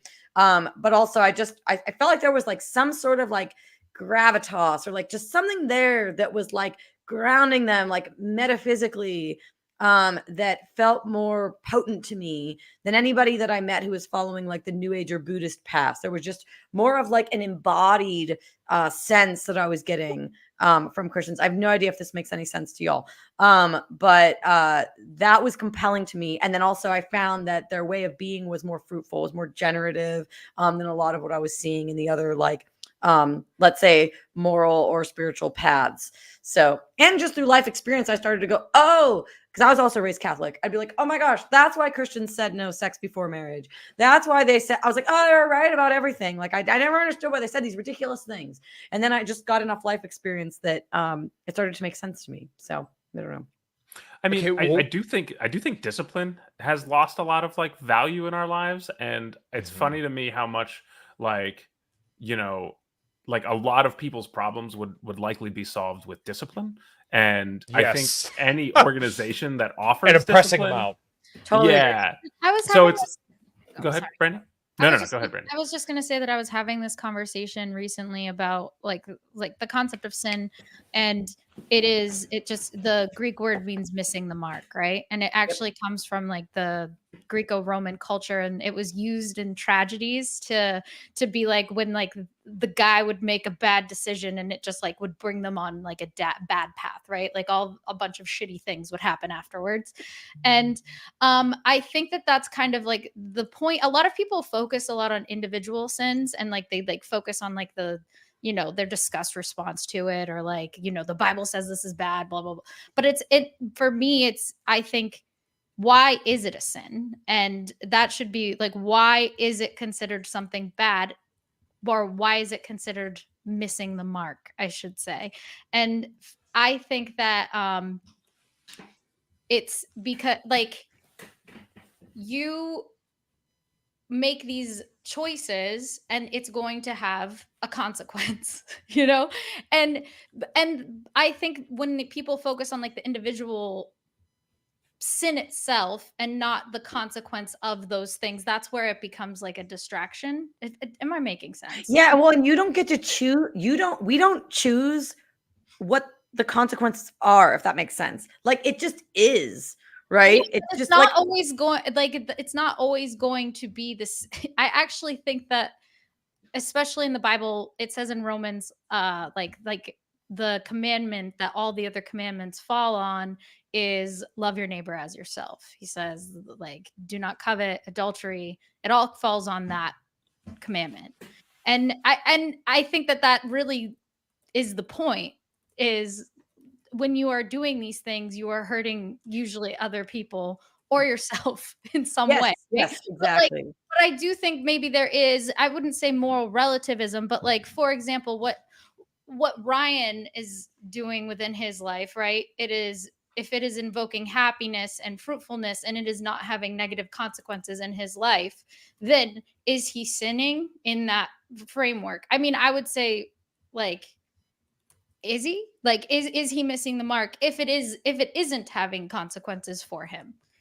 I mean, I mean, like, I'm sorry if this is offensive, but I bet he's hurting the various women he's sleeping with, because women, I think even if they've convinced themselves that they want to just have sex with impunity, it's not how. I think deep down, women do not like that. They think they need to like that to secure a man. Whenever I was exploring polyamory, I thought, well, this is just what I have to do to get a high quality man. I just have to allow him to sleep with other women. And that's not true. But I thought that it was, and I really didn't like it, but I was always trying to pressure myself, like, be the cool girl. And it hurt me deeply, like on a spiritual level. I think there is a metaphysical aspect to sex that we try to ignore. And we say, oh, I'm not hurting myself and I'm not hurting anybody else when I sleep around. But in reality, like, you're creating a metaphysical bond with that person. And there is something sacred about it. And you're playing with the very thing that can form a new soul. I mean, really think about that. Like, that's deep shit. and you're bonded to that person. And I can make a secular argument for this as well, which is that we're wired. Women are really wired to need that paternity certainty, right? So if you're a man and you're sleeping with multiple women, men too. Her alarm bells physiologically are always going off because it's a threat to her to have you sleeping with other people, because that's time, energy, resources that might be diverted from her and her offspring to another woman. So she's feeling the physiological alarm bell. She's going to have anxiety. She's going to have panic attacks. She's going to have depression. Like, she's not going to feel good. And she might just cover that all up with marijuana or with her logic or whatever. I'm the cool girl and it's fine. I don't care. Do what you want. No, I like it. It's fine. But like, I don't believe you, and I don't have to believe you. And I just we're not built for that. I don't think we're built for that. Can I? Okay, so real quick. Can I respond though? You guys can talk, but can I? It's my rant. Yeah. No, I appreciate it. Thank you for sharing. Okay. He's a big boy. He can handle it. Bryn, what were you gonna say? No, Kyle can go ahead. I'm gonna okay. Well, real quick. It's just gonna be like 2 seconds. I think. I really like the point that Julie laid out, because I never really considered that like in a serious capacity. But like, you know, as a guy, you want to know that the kid is yours as well, because like for a woman, like obviously you know whose kid, you know, that you're popping out. But like as a guy, if you're a woman sleeping around, then like you want to know that your investment, your time, and specifically the sexual experience that you had with a woman, like that is going to produce an offspring that is yours, because like you want to know that like once again that you're investing time in your offspring. That's what we're wired for. So like this is kind of like my big hang up with polyamory. Like for guys, and Julie may not like this, but like I think that like guys are probably a little bit more okay with it, like as in like they could sleep around with different women, probably okay, but like women probably don't want their guys sleeping around as much, because once again that signals that they're giving attention, emotion, resources to another woman. So like ideally the situation would be one man, one woman, but like a guy, like throughout history, basically, you know, the worst of women, which is basically you getting as many resources as possible from as many men as possible, was tampered by like marriage for men to sacrifice, you know, having as many women as possible by, you know, sacrificing and saying like, hey, I'm going to be married with this woman. I'm going to give everything to this woman to basically pair bond and then provide for that kid. Right. So like basically the worst of both sexual strategies were compromised in this union.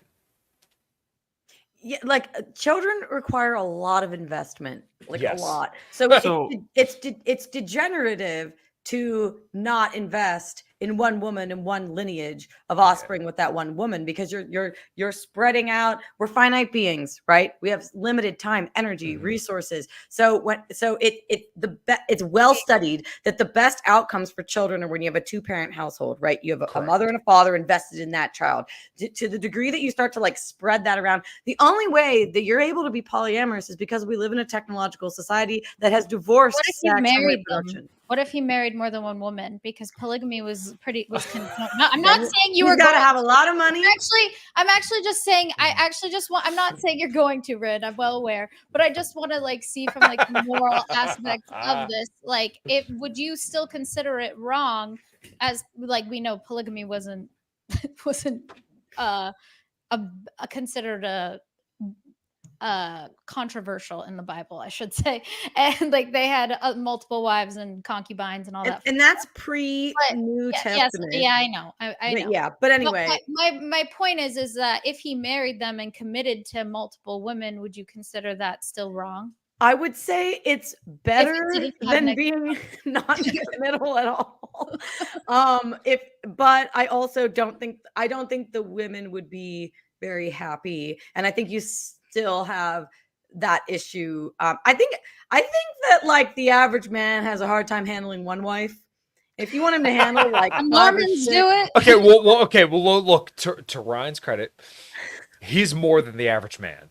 And like in my opinion, look, I know it sounds like I'm stroking you, but like real quick. I'm sympathetic to that. Also, like as a woman, there aren't a lot of good men, so I get why you'd be like, well, there's only this many good men, and there's all these women. Let's all just share a guy. Okay, but if they genuinely look, if these women genuinely jump in, can I jump in on that from the original thing with the women I'm dating being harmed by this? Because I do want to talk about this. Yeah. So I have struggled. I have dated people in some instances for years, only to learn that they were deeply unhappy with my nature.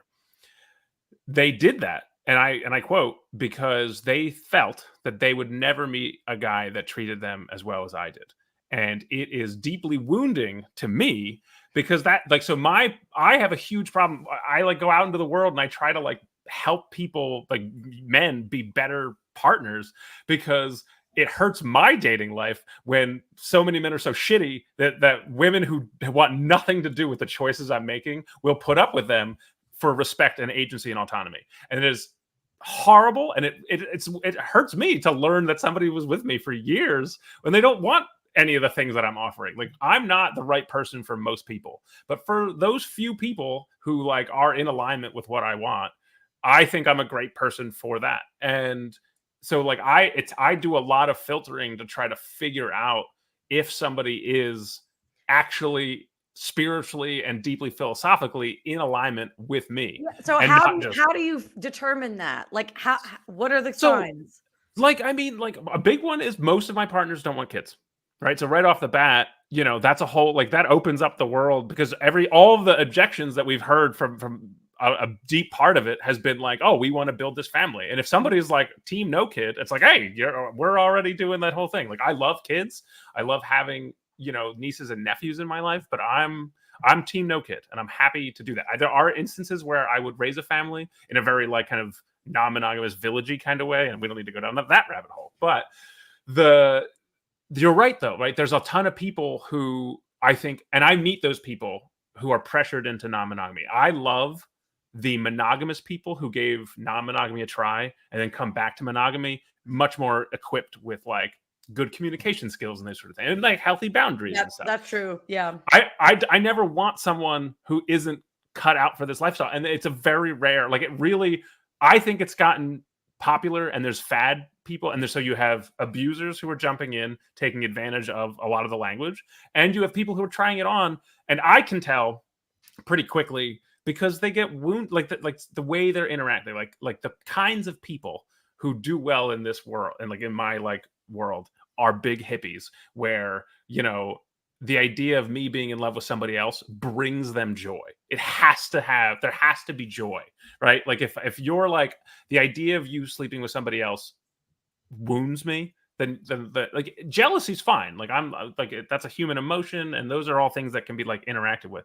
But if the idea of that kind of thing is painful to you, then you're not somebody who's like that. And I never want to cause harm with my action. And I spend a lot of time in my multiple relationships talking about how you know, are we getting what we want out of our life?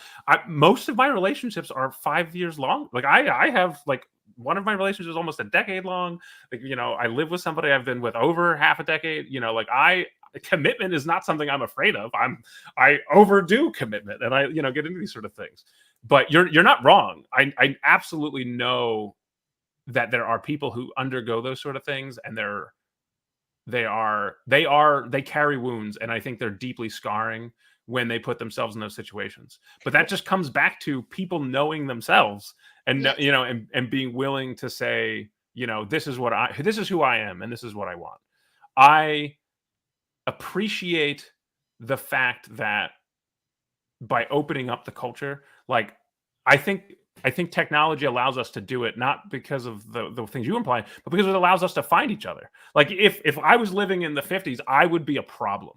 Like, I would be a womanizer. I would, you know what I mean? All these things. And I have been accused of being a womanizer in my like social life, even when I would be very upfront. Like, I'm not interested in, I don't have it to offer. Like, I had my like early, like my late teens, 20s, and even into my early 30s were pretty horrible, because the structures in which we dated and we treated each other, I was just like a tragically horrible person for so many people, because even though I was like, I'd never sleep with somebody who wasn't, you know, fully in agreement with what I had to say. So many people will be like, oh, I heard what you said, but I'm going to change you, or you're broken, and all these things. And it's, you know, because, like, to Brandy's point, we weren't being honest. Right?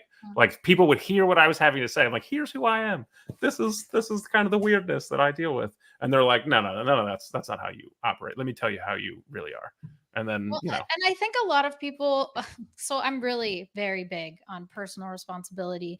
And I actually think that this is the one thing that feminism has been missing for a very long time, is that it was all about female liberation, but there was no aspect of accountability, right? So there was no aspect of like, you need to be accountable for your actions and your life choices. And yes, you have this freedom, but there are going to be consequences and you need to be responsible for what the outcomes are. That's I how you get the Me Too movement, Yeah, right? I think exactly. I mean, yeah. I've made mistakes. I've made plenty of mistakes in my life, and I don't look at any of those things other than I'm like, that was a learning experience. I made a mistake. I don't blame society for the fact that I made a mistake. I don't blame the culture for the fact that I made a mistake. I I blame myself, and I learn and I develop and grow from that. And I think that's the problem. I think a lot of people want to be like, it's the culture's fault, it's society's fault, blah, it's everything's fault of why I suck. Like, no, it's your fucking fault. Like, I don't know. Don't you think they interplay? I think we're unable to disentangle those things. Like, I don't agree. I mean, yeah, okay, culture influences us, right? Like, I think that culture will influence us, and here's the thing, I would rather have freedom than no freedom and take responsibility. Okay, so like real quick on this point, and I know you guys laugh kind of when I make nutrition references, but like the fact that most people are obese right now is their problem, but it's not always necessarily their fault. We live in a hyperpalatable food environment, and like it is your responsibility to, learn and adapt to that. It's the same deal when it comes to like, hookup culture, if you want to call it that, and like how you're supposed to interact in this world. Like, is it the norm? Sure. But is it a good idea to engage in it? No. yeah, but like you can't expect the average person to be like Right. aware to that. Like culture Exactly. should Right. funnel you in a good direction. We should have a healthy Should. food culture. Should. Wait. I'm Have a curious normal about that hookup. though. Do we not assume the average person can handle autonomy? The truth? No, I don't. I mean, like, I think, okay, like, I think the average person, like, needs really strong, good guardrails from its culture.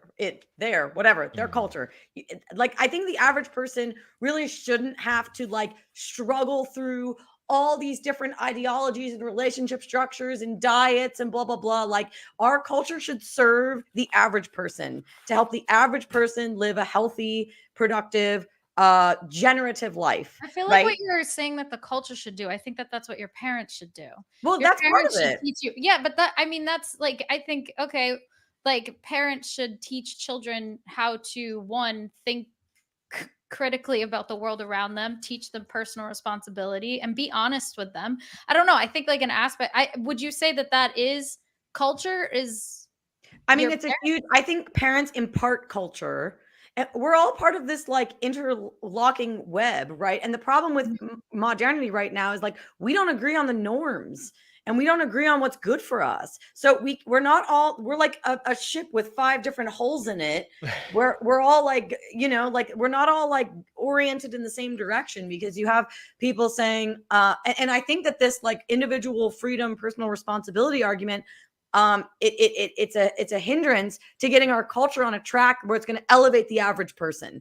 And I think, and maybe this is a little bit of a populist argument, but I was on that track for a long time of like just individualism and it's failing. I mean, it's failing all around us. Like the average person is overweight, unhappy, like we depressed, like we have all these problems. Like how is this like individualistic culture working out for us? And I believe in freedom, I believe in personal responsibility. I don't want to sound like I'm some like dictator, but I do think that we have some responsibility to create a collective that is uplifting for the average person. And again, I'm sympathetic to the outlier. I'm a weirdo. I get it. I love weirdos. Like some of my favorite people are the outliers of society. I'm always drawn to the outliers.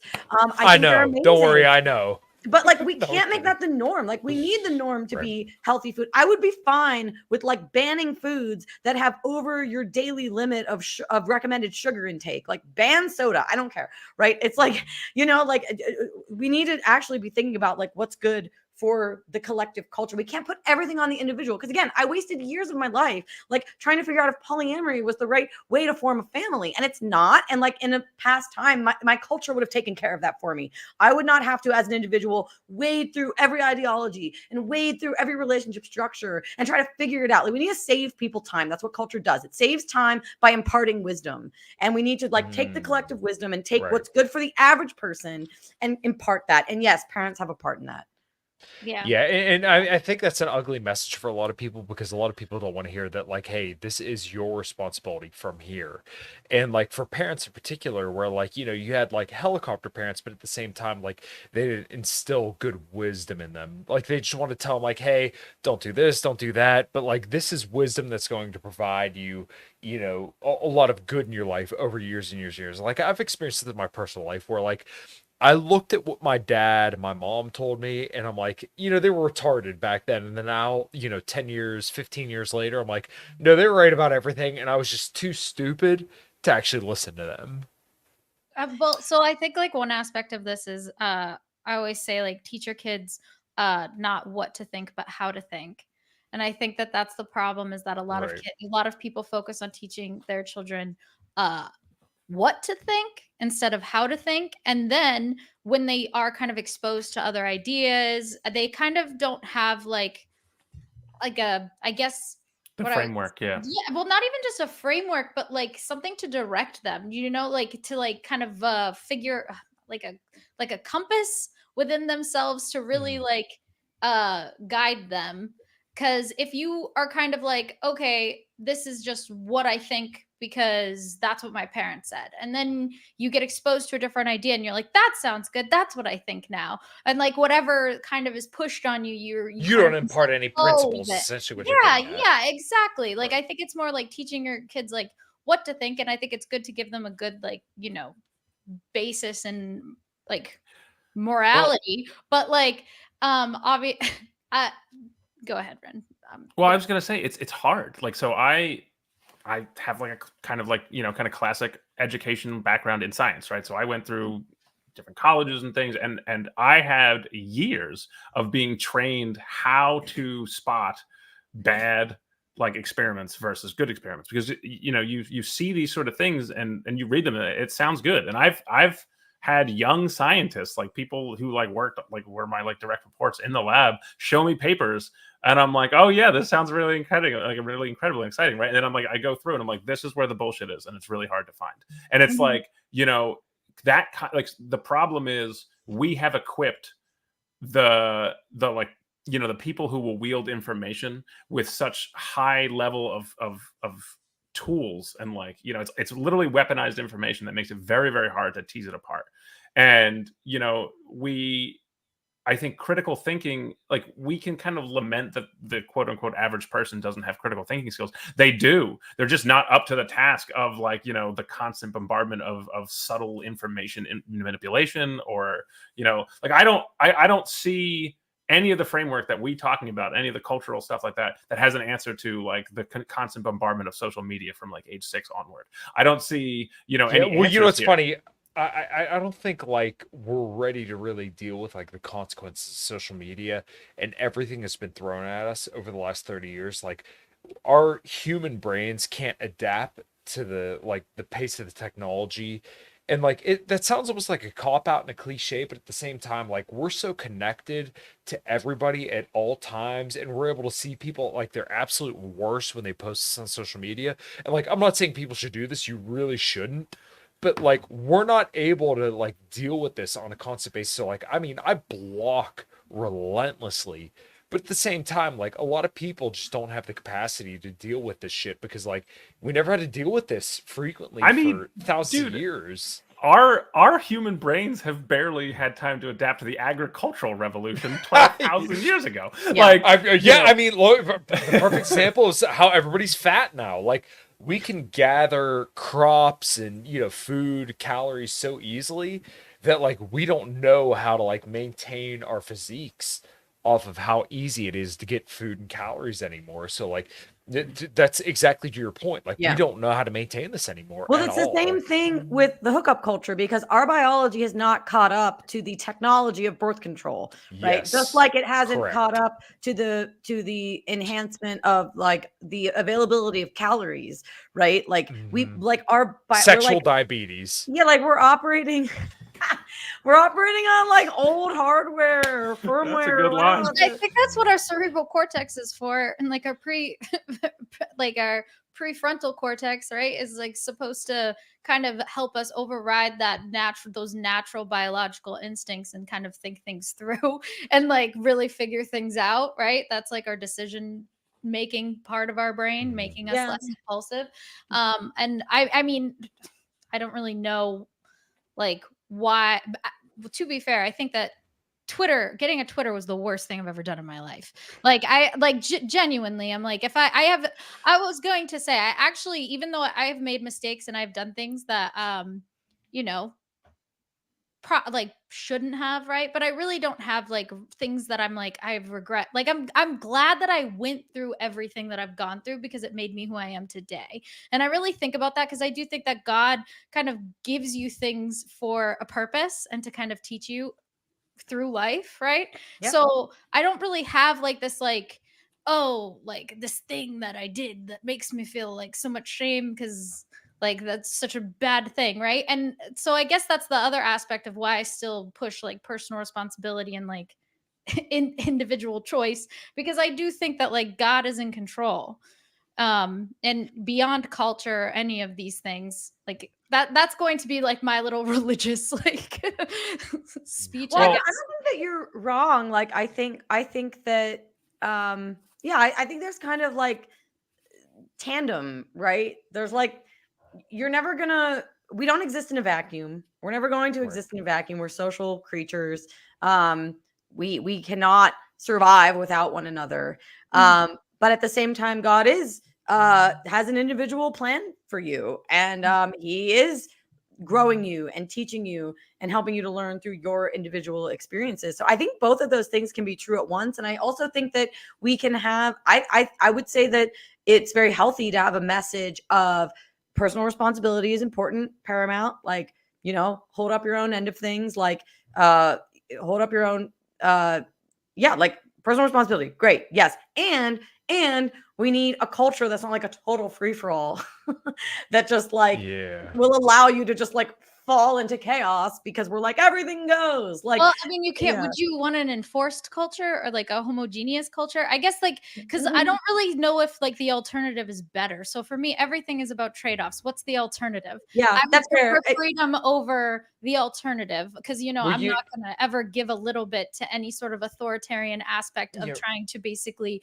manipulate culture. I was just saying earlier. I was thinking about this. Was like I actually think in a free speech, completely freedom of expression society, if you think about it, culture in itself is democratic because it is swayed by the popular opinion, right? So it's constantly kind of like shifting with the popular opinion. New ideas come, take over. Another ones, it's like we're all like voting for president of ideas, right? It's like a new idea becomes president of the culture. And we're all kind of doing that. But I would rather that than the alternative and having it be controlled in any sort of way. Yeah, I think that this is where religion comes in. Actually, Attorney General Barr gave a really good speech that I still quite enjoy, where he talks about how the Constitution was made for a religious people, because in the absence of strict government authority and top-down mandates, you need people to be self-controlled. But I think what's going on is we have all this, we have freedom, and then we also don't have religion. So there's just like a total moral vacuum. So I'm like you, like I'm also pretty allergic to top-down authority, and I get like, I have my libertarian side where I'm just like, I get like really cranky about like being told what to do. And I don't like that. But also I see the downsides of this sort of like free for all, anything goes, morally relativistic culture where you're kind of on your own as an individual and the culture is not going to guide you. And I just don't think that's the culture's job to guide you. I guess that's going to be. I see, Brandy. I do think it is the culture's job to guide you. Yeah, why? I do think. Why else would it exist? Well, so let me so I think guidance is the right thing there, but I think Julie's like take on that is like, to me, I think culture should be guiding us across like what is our shared values, and it should have a lot of room for celebration of those differences, right? So like I like the idea of a culture being like, hey, like let's have the compassion for people. Like I want us to like I like have you ever heard like how Europeans talk about Americans collectively? No. Like, oh, so like there's like Europeans that will like talk about how like, oh, Americans are all really like they just talk to you like out of the blue, like where that's like a very like cultural difference. Yeah, what do they think about us as a collective? Yeah, so like Americans are very friendly. They'll just talk to you on the side of the thing, or they have all these norms. And like to me, like I'm not trying to talk about morals with this anecdote. It's very lighthearted, but I love the idea that like collectively, you know, we can find a space that it's like, hey, you know, shared individual. Like I want there to be groups of people who are like, no, like the rugged individualism will fail us. We need to be collective. And then I want there to be a group of people who are like, I'm going to live in a cabin on the woods. That's know, like true diversity, space right. for different things. But so to me, the culture should be guiding how to navigate that, not which one is right and which one is wrong. Does that make sense? But then how could it do that without it saying what's right and wrong, right? Like what tools does it give you to navigate let's say a polyculture? Well, I mean, like I think if you the right and wrong is what every culture agrees on, right? Every culture says murder is bad, and there's laws that say, you know, you're not allowed to murder. There's our collective, you know, like that's one. Like no one, you know, like rape. No one's saying rape is good. Like let's make that. So it's like you really find those, and then you can celebrate like, okay, let's build our core frame. Like, so I don't understand why relative moralism is bad when all the important stuff is agreed on. I don't know of anyone who like disagrees with all the general sort of things, right? It's only when you get into the things of like, I think, you know, marriage should be between a man and a woman, and someone else is like, I think marriage should be between two people, and someone else is like, I think it could be fucking whatever, and you're like, that guy's weird. You know what I mean? Like that's like, to me, that's how you navigate it. And culture should inform that, right? So but I feel like at some point we lost that celebration of like the, you know, like, I don't know where it went. I feel like I would agree with, I guess here's the thing is like, obviously I'm more of like a pluralist in this aspect of like Rin, where I do believe that like multiple cultures can live. I like the fact that United States is not homogeneous. I love that about the US. And I think a lot of people want to like turn it into like this homogeneous place. I actually don't like that idea. And I don't think that that's what the US was meant to be in general. And this is an aspect of me that's a patriot. Like in general, I think we were meant to be more of a melting pot, meant to be not completely homogeneous. We left Europe for religious freedom to kind of have that. And people, so I don't want when I say I don't think culture should be being like the guider, it's more so like I don't want a homogeneous culture to be like the guider, if that makes sense. Yeah.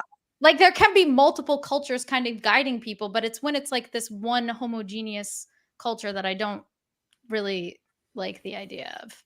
Especially because like it goes beyond just like the United States, like one global culture, right? Like what does that even mean?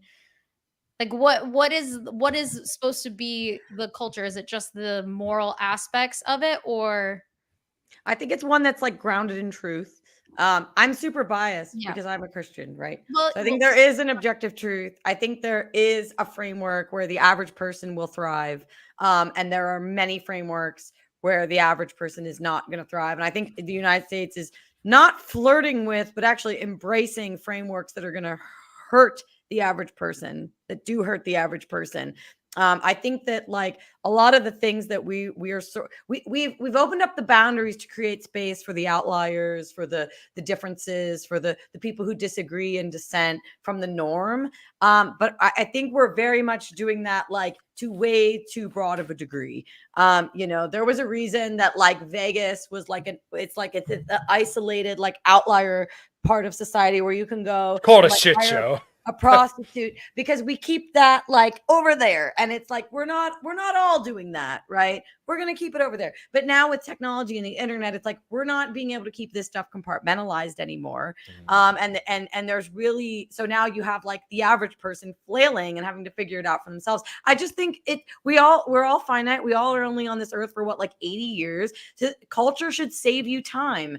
It should impart wisdom that your ancestors learned, where they, I think it's good if my ancestors were like, you know what, when your guy is like sleeping around with multiple people, that's kind of shitty for you and your offspring. Find one that's going to commit to you. That's great wisdom. Then I don't have to go and date a poly guy and see that he's not going to commit and have kids with me and waste like 5 years of my life. Wait, but were you okay? Well, real Catholic, so you did you not get that kind of?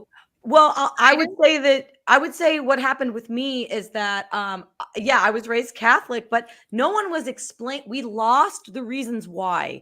I think that we inherited a Christian culture and forgot why that was in place, forgot why we were monogamous. I used to ask people, why do people get married? And they go, oh, it's just what you do. And I'm like, that's a ridiculous answer. What do you mean it's just what you do? Like, what is the purpose of it? Right. Okay, so I was a thinking person with questions, and nobody could give me intelligent answers. And I think that the boomers specifically really lost. They are running off the fumes of a Christian culture, and they don't know why any of that's in place. So they couldn't impart it onto their children. So their children go, you don't have good answers for anything. I'm going to go try polyamory or whatever. That's what happened to me. So, like you have to be able to explain it too. Like, and again, you're always going to get people that, like, I think maybe for me, I might have never even believed them, even if they explained it. I do think for myself, I ask a lot of questions. I might have been like, okay, mom and dad, like, whatever, I'm going to go see for myself. I am that type of person. I'm very like, let me go see for myself. And to your point, Brandy, like maybe we do need enough freedom in the culture that you can do that. You can go and choose Amish have the rum springer. The rum springer. I was just thinking of that. Yeah, and be like, I'll try the other way, and then, oh, mom and dad, you were right. Okay, like I do value freedom. I do value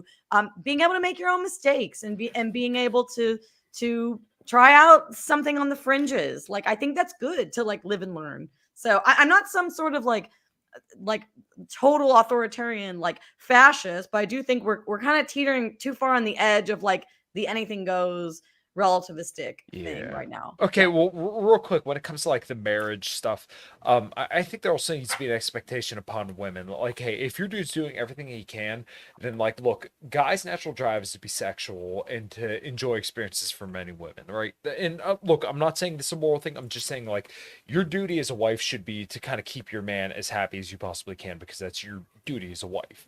So like when you have these marriages where you see guys that are basically, in sexless marriages for, years at a time, then like you can't be upset when this dude's watching porn or seeking relationships outside of marriage. Like this should be a conversation that should be had, but once again, there's a duty upon both people in a marriage to live up to their highest ideal, right? Once again, I'm not saying this is like, something that like people shouldn't do voluntarily, but inside a marriage, once again, there is duties upon the woman as well. No, I think it's totally crass to reduce sex to a duty. I think that if your wife, absolutely, right. I think if your wife doesn't want to have sex with you, there's like some layers of something going on there. Right, I agree completely. Yes. Yeah, and it's not like, well, you just need to have sex with me because we're married, and since we're married, you have to have sex with me like whenever I say so. Right. That gets really into the marital rape category. And again, I'm going to sound like a feminist here, but I don't think that I'm not one of these like trad fundamentalists that's like, it's your duty, wife, even if you don't want it, you better give him what he wants because you're submissive and blah, blah, right. blah.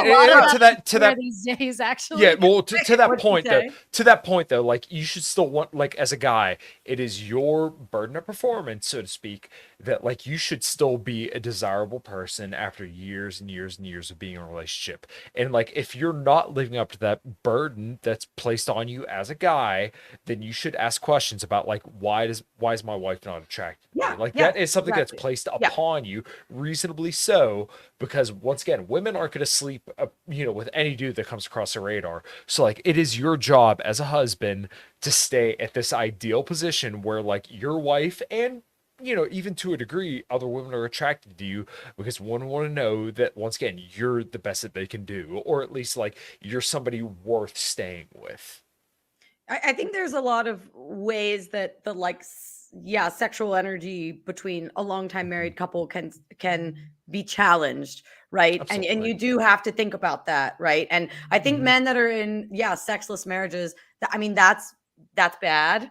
But I've also, you know what's so weird, and I don't know what I think about this. I've had priests tell me, like, yeah, if you're doing it right, you end up like just living like brother and sister, at like, and I'm like, what?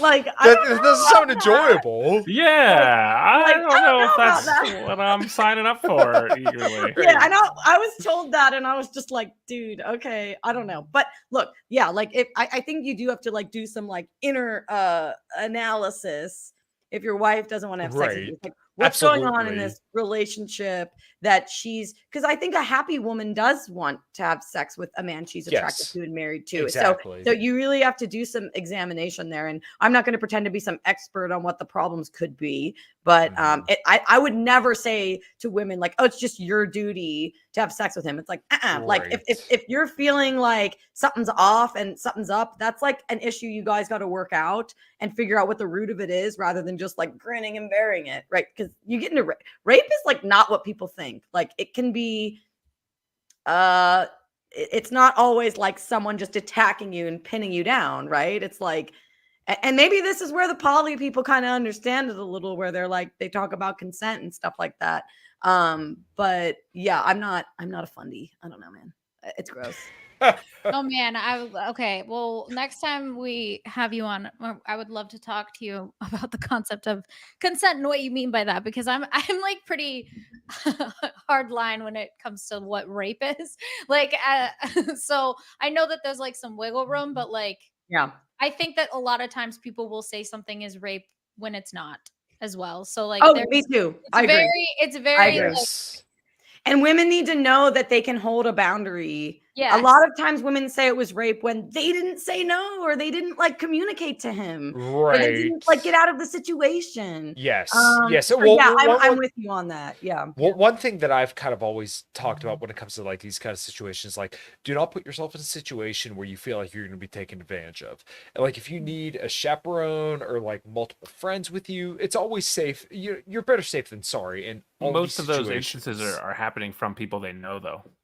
Yeah. Right. But regardless, like if but your suggestion is the thing, right? So you're like, oh yeah, but I mean, like, but okay, but like you could be with like, other just women. That out there. That's right. But like you'd be with other women or other guys that don't have sexual interest in you, like a brother or somebody that you know once maybe they're married or something like that. Like once again, one situation like this is too many, but there's still plenty of steps before it gets to that point that you can at least kind of intervene and say like, hey, this is where we're going to stop here. Like there's plenty of ways to prevent this. And, you know, I'm sure everybody would agree that an ounce of prevention is worth a pound of cure.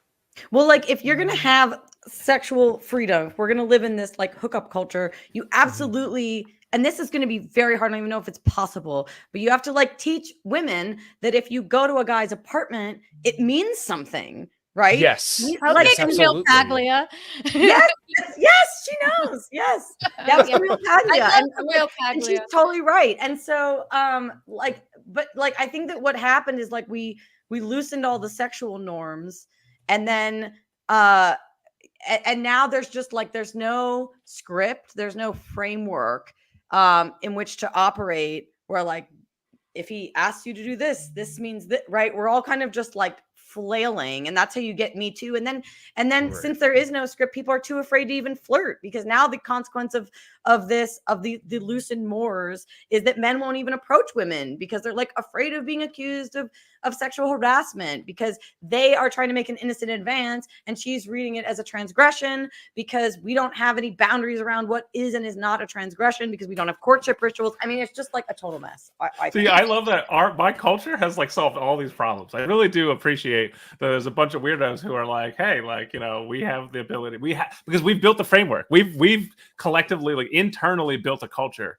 to solve those problems. So what is like a courtship ritual of a polyamorous person? Like we just communicate the shit out of it. You know, we just talk about it. It's like, hey, like I've got these feelings. Romance is dead. Yeah, dude, we are our romance is like Like in the middle. We don't start with romance and then like slowly taper. We start very like logistically just to like, sort of figure it out, and then like, move through to like filtering comfort and stuff, and then the romance happens and then the tapering. I mean, I will say that whenever I was in a polyamorous relationship, yeah, the communication aspect was top notch. Like it had to be. And Yeah, it so has to we be. knew that. And it's actually been like hard to find like a monogamous person who wants to like relate on that level of like actually digging into like, what do you need? What do I need? Like, how can we meet in the middle? What's your boundary? Like that kind of thing. I will give y'all that. I'm not pro poly. It's the only thing we have. It's the only thing is that we communicate. But honestly, communication makes it's a dramatic difference in how you can interact with each other. The red pill don't like that. I know. The red pill hates me. This one neat trick. Yeah, they talk to people. But no, it really is, and I actually think it should be the kind of thing that like people go through the ring. Like I know that you had a bad experience, and I know that many people do have bad experiences in the poly world or trying it out, because there's a lot of people who like I would say are not poly and just kind of like wearing like wolf in sheep's clothing kind of thing. But yeah, even for they have to get a mate, they think they have or a partner. They think they. Well, I'm talking about the guys in the poly world who are like, I'm poly, and then they're just pieces of shit. That's a rampant problem right now. So I've predators. That's a whole hard thing to deal with. But even the people who are doing it fully honestly, you might still have bad experiences because there's a ton of stuff about it that is wildly not for the vast majority of people. Like we're not wired for it. Yeah, well, I think that's how it is. It's a lot of people are not wired that way, but there are enough. I've met enough of the people who I know they exist. Like I believe they do. But okay, I have a question. Sorry, unless I'm interrupting. Do you think that it is good or bad if your lifestyle, if polyamory is like, do you think it should remain a fringe thing, or do you think it's good if it's like accepted and normal? You were talking about seeing it in media and stuff. Do you think that's good? If the average person isn't equipped for it, I would argue like almost nobody is. But well, let me say this. I'm not pushing for like more people to be poly. I'm pushing for more people to communicate and respect themselves and their own boundaries and their needs. And what would happen is people would like the number of poly people wouldn't go up, right? Like the number of people who are poly probably exists somewhere in that like 5% or less. Like I think it's a very small number. And then the thing is, there's because I think people who are poly will leave areas where it's not tolerated and go find them. Like that's just like the fact that unless they're like living under a rock, they seek each other out. So I don't think more people should try it out. I think there are people who maybe could be flexible, and that's like kind of like but monogamy tends to be easier in terms of like I have had times in my life where I wished I was monogamous, and I'm like, this would just make my life so much easier.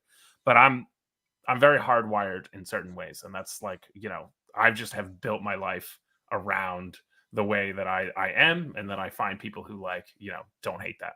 Yeah, so good question in the chat. Do you think people are like born poly? Like some people, that's just because I heard that all the time in the world of poly people. It's just like, this is just me, it's just who I am, it's just like how I am, which I don't agree with. I think people are really operating out of a sort of like ideology when they're no offense to you, but I would be able to do like because for me, like love is a big part of like I wouldn't stop loving other people, right? And my relationship to sex is what complicates that. But I could very easily exist in a world where I had like one romantic partner, as long as they were okay with me, quote unquote, having emotional infidelity, right? Because I would be in love with multiple people. That's what it is, And so it's like, if I'm not having sex, the problem is that I'm also a slut and I like sex. So then it's like, I want to have sex with like I want to have sex with the people I'm in love with. So then it's like, if I'm in love with multiple people, like to me, poly isn't like living this lifestyle. It's the ability to love multiple people. So it's like, I think there is a distinction between polyamory and polysexuality. And like, okay, like, that's interesting. Well, yeah, because like, we all, I don't know. And I have a theory that some people are seeking out polysexuality because they're actually trying to fill a void of community. Yeah, and I would that agree our with that. communities have broken down, and there are no longer like civic institutions and like structures for us to have community love. And so people just kind of shore themselves up with multiple romantic and sexual relationships because it's much easier to get on Tinder and find people who want to be in your life than to like go to church every Sunday or like find a civic group or like whatever it is, because America's really gotten rid of all that stuff. So I mean, that's my theory for why I think a lot of people are thinking that they're polyamorous. I think it's just like you would experience lots of different types of love and a lot of love in your life if we had healthy communities and healthy social networks, and we don't. So it's tempting then to be polysexual in that framework. You think it'll like fill that hole within, but really we just need communities. Well, okay, Yeah, so I like mean, real quick, I just want to interject some data on this. So like when they do surveys and look at like the data of women and men who cheat, like men who cheat, typically they fall in love with their partner about 30% of the time, and women who cheat typically fall in love with their partner a majority of the time, like over 80% of the time. So like once again, I'm not saying that people are born poly, but I'm saying like men seem to have the proclivity to be more polyamorous, and I'm not saying this is good, I'm just saying this is what is. And then women seem to be less like they have less proclivities towards this. Am I saying like people can't change, that there aren't exceptions? No, but I'm just saying like on average, guys probably okay with it, women probably not. Once again, is this ideal? No. Am I endorsing this? Right. Those are correlative things though, right? Like, so you're saying the men are falling in love and the women are falling in love more. Like, to me, like, as in like leaving their partner for the person they cheated with. Yeah, I mean, that's I think, I would say that the vast majority of cheaters are not poly. Like, that can happen. Yeah, no. Yeah, like to because me, they don't like when people cheat. Like I actually, because I was in a relationship where I was cheated on, and I actually was like, "Do you want to just?" Because I'm a fairly open person. I was like, let's just open up the relationship. I would rather like communication, because I was stupid too, because I was like, that'll fix it. Like, and so I was like, let's just open up the relationship. And he was like, no, because I could never imagine you with someone else. But he also couldn't stop cheating. So I was like, okay, like, so definitely I would say, yeah, most cheaters are not polyamorous. They're maybe polysexual. Like maybe if we say that, they might be polysexual, but they're not polyamorous, and or not even polygosexual. Is that a thing? Where the language breaks down at that point. Yeah, they just want to fuck a lot of girls, but they don't want you to like do anything at all. Okay, so I think there's so Ryan, am I saying your name right? Ryan? Rin, yeah. Rin. Okay. You said you're into science, okay, and chemical things. So I think there is like a chemical component to this, because from what I've heard, and tell me if you've heard something similar, from what I've heard is that men form their long-term pair bonds through the release of a hormone called vasopressin. And if a man orgasms with hormone. What's that? It's a stress hormone. Vasopressin? Yeah, I don't know, but what I'll tell you the theory I heard, and you can tell me if you think it's right or wrong. And if a man orgasms with a woman too early in the relationship, he doesn't release vasopressin, and he doesn't form like an emotional, like long-term bond with her. A woman releases oxytocin when she sleeps with a man, pretty much at any point in how long they've known each other, and she will bond emotionally with that man. So like it could and the theory is that men are actually hardwired to not bond with a woman who wants to have sex with him too early, because in the ancestral past, she could have already been pregnant and trying to trick him into thinking the child is hers and investing his time, energy, resources into offspring that isn't his. So men have developed sort of a chemical defense mechanism against bonding with a woman that wants to sleep with him too early on. So whenever Kyle was reading off those statistics about women falling in love when they sleep with somebody and men not, that would kind of track with that theory that men actually have like a chemical aversion to falling in love or being super bonded to a woman who just wants to have sex really quickly. And that's women fall in love when they have sex. So men and women. Vasopressin. I'm sorry. Yeah, there's also a theory that's why men fall in love with crazy women, because they stress them out, because it's I mean, you hear so many songs written about it. The sex is good, but no, like yeah. I mean, I think there's something there But Ryan's into science, so like, have you looked Well, into well, like, so it's almost my own anecdotal experiences are maybe even more interesting because it's the other way around. Like my longest relationships are with people who I slept with very, very quickly. Like, you know, my 10-year relationship, we had sex after hours or within hours of meeting. My second longest relationship, we had sex on the first date, to the point that we both went into the date planned, like we're like, we're not gonna have sex with each other. This is gonna be great. Like we're gonna have a nice proper date, you know, real respectful. And then we were like, you know, a few hours in, we're like, yeah, we're like, we like neither of us had brought condoms, so we're like, fuck, we got to go find an open, convenient. It was a whole adventure to go find condoms to have sex when we were actively trying not to. So I, you know, and again, I don't know. Is that just because I'm wired like I'm the other way, or I'm a weirdo, or whatever? But here's the thing: those things exist. Those structures exist. Chemical pair bonding is a real thing. The stimulus for it is a little more complicated, I think. Like, you know, it's because it's a lot of like archetypical things built in, like, you know, like there's machinery in the brain to prevent you from being attracted to your siblings, and so if you're raised apart from a sibling, you will possibly find yourself being oddly attracted to somebody you really don't want to be attracted to. You may find, and here's the thing is, we are genetically predisposed to be attracted to siblings because they share a lot of the qualities that our bodies are like, oh, you have a lot of value, like, you know, physical attributes that my body seems to like. And yet they don't sleep with each other because, you know, like we're higher, we're not lizards, right? So those machines are in our brain. And then, like, you know, sexuality, there's a book called Perv, which is by a scientist who explores like the brain neurology of interesting sexual deviations, and it's really fascinating.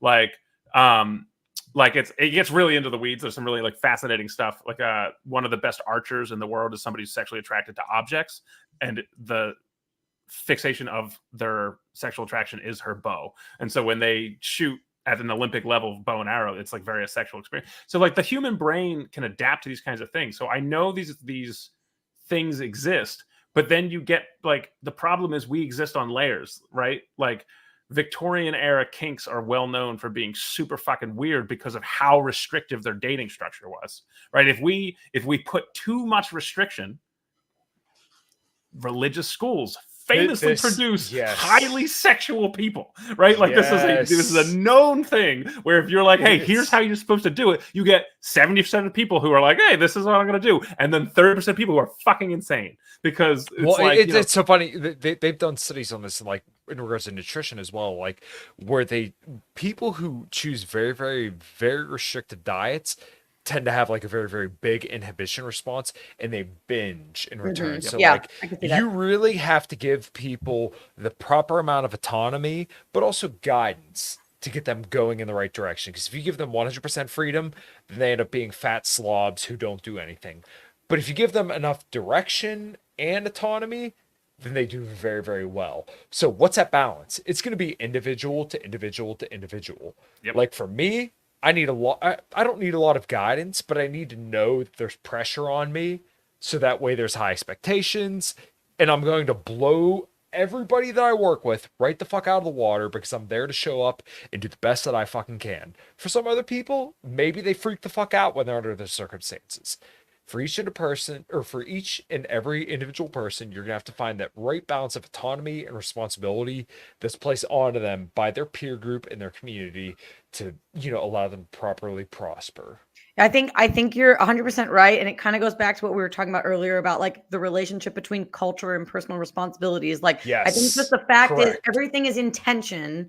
There's just always going to be tension between the boundaries, the guidelines, the prescription, and the freedom, right? And you really do need both. Like, you can't have a totalitarian society. You can't just tell everybody what to do and like not tolerate any deviance. People need to be able to be deviant in order to see and understand. Like it's how God made us with free will. We're free to sin, and then hopefully we go, "Ah, God, you were right. I'm going to turn around and like do things a different way," right? But that freedom is crucial. Like, that's how we learn, it's how we grow.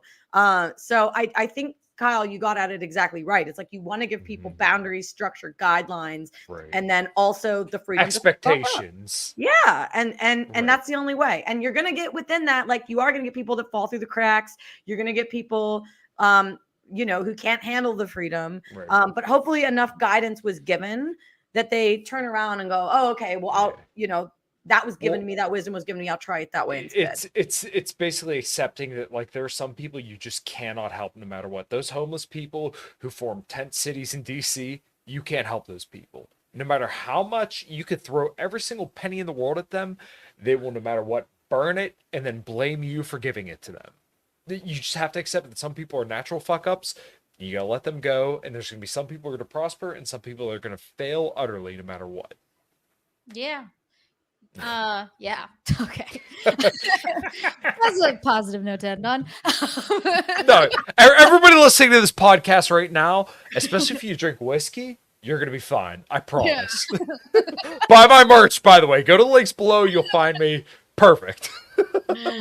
All right. Yeah, this was a great conversation, and I want to do it again because there are things that I like still wanted to talk on. I was like, so much, but Julie, tell people where they can find you and all that fun stuff. Yeah, I'm Julie Wrights on Twitter for the Twitter users, and the Mystic Sisters podcast on YouTube.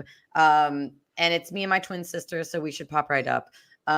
You'll see two people that look the same. So yeah, come check us out. We also are on Substack as the Mystic Sisters as well.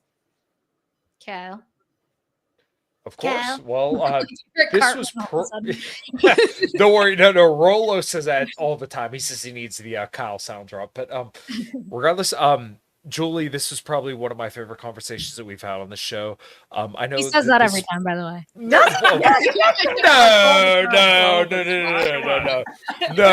That's not true. Maybe it is, but I don't recall. Regardless. This was our longest show, and I really did enjoy this. Julie, every single show we've been on together, I've really enjoyed. So we'll definitely do this again sometime. You can find me, Commontovic, on Twitter. My band's A Common Crown. You can find us everywhere if you look us up. 5 till midnight on Mondays at 8 p.m. Eastern time, and then in Liberty and Health 2 days a week. This week I have Jim Bob coming on. And I think that's going to be a really, really interesting conversation. Just really, really looking forward to that one. He's changed my mind on some stuff. So that's going to be an interesting show. And in Liberty and Health, obviously here, 8:30 p.m. Eastern time, 5 till midnight, and A Common Crown. That's all I got. You can find me on Twitter, Commontovic. That's all I got.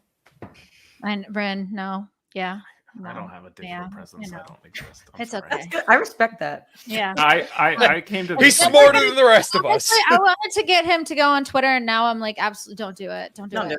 I regret. I mean, I feel like I just ignore it. Like I'm not the kind of person. I thought I would too. I'm honestly like, I don't know how I got so addicted to it, and it's like I'm like I should delete it. Yeah, I just love talking shit. I love talking shit on Twitter. I love it. I hate it. It's addicting. It's evil. Yeah. No. I think it's Nephilim shit. I actually think that I think that like Twitter, if like a lot of people focus on like things that are like bad for you and stuff, but like genuinely, I think it's funny because they're all on Twitter doing it a lot of times, and I'm like, bro, you're literally using an app to tell other people like how awful apps extremely are. Fucking addictive. Like I don't know. Yeah. It's all hypocritical, but I will be streaming some video games tonight. Not hot. Kind of hot takes. I'll just be streaming video games because I have another addiction called Elder Scrolls Online. So we got to do that. World of Warcraft. I'm trying to convert Kyle to become an Elder Scrolls nerd. Maybe. Do it. All right. We'll see. We will see you guys next week. I don't know who we're gonna have on because I fly by the seat of my pants per usual. Thank you so much, Julie. And thanks for having me. Bye.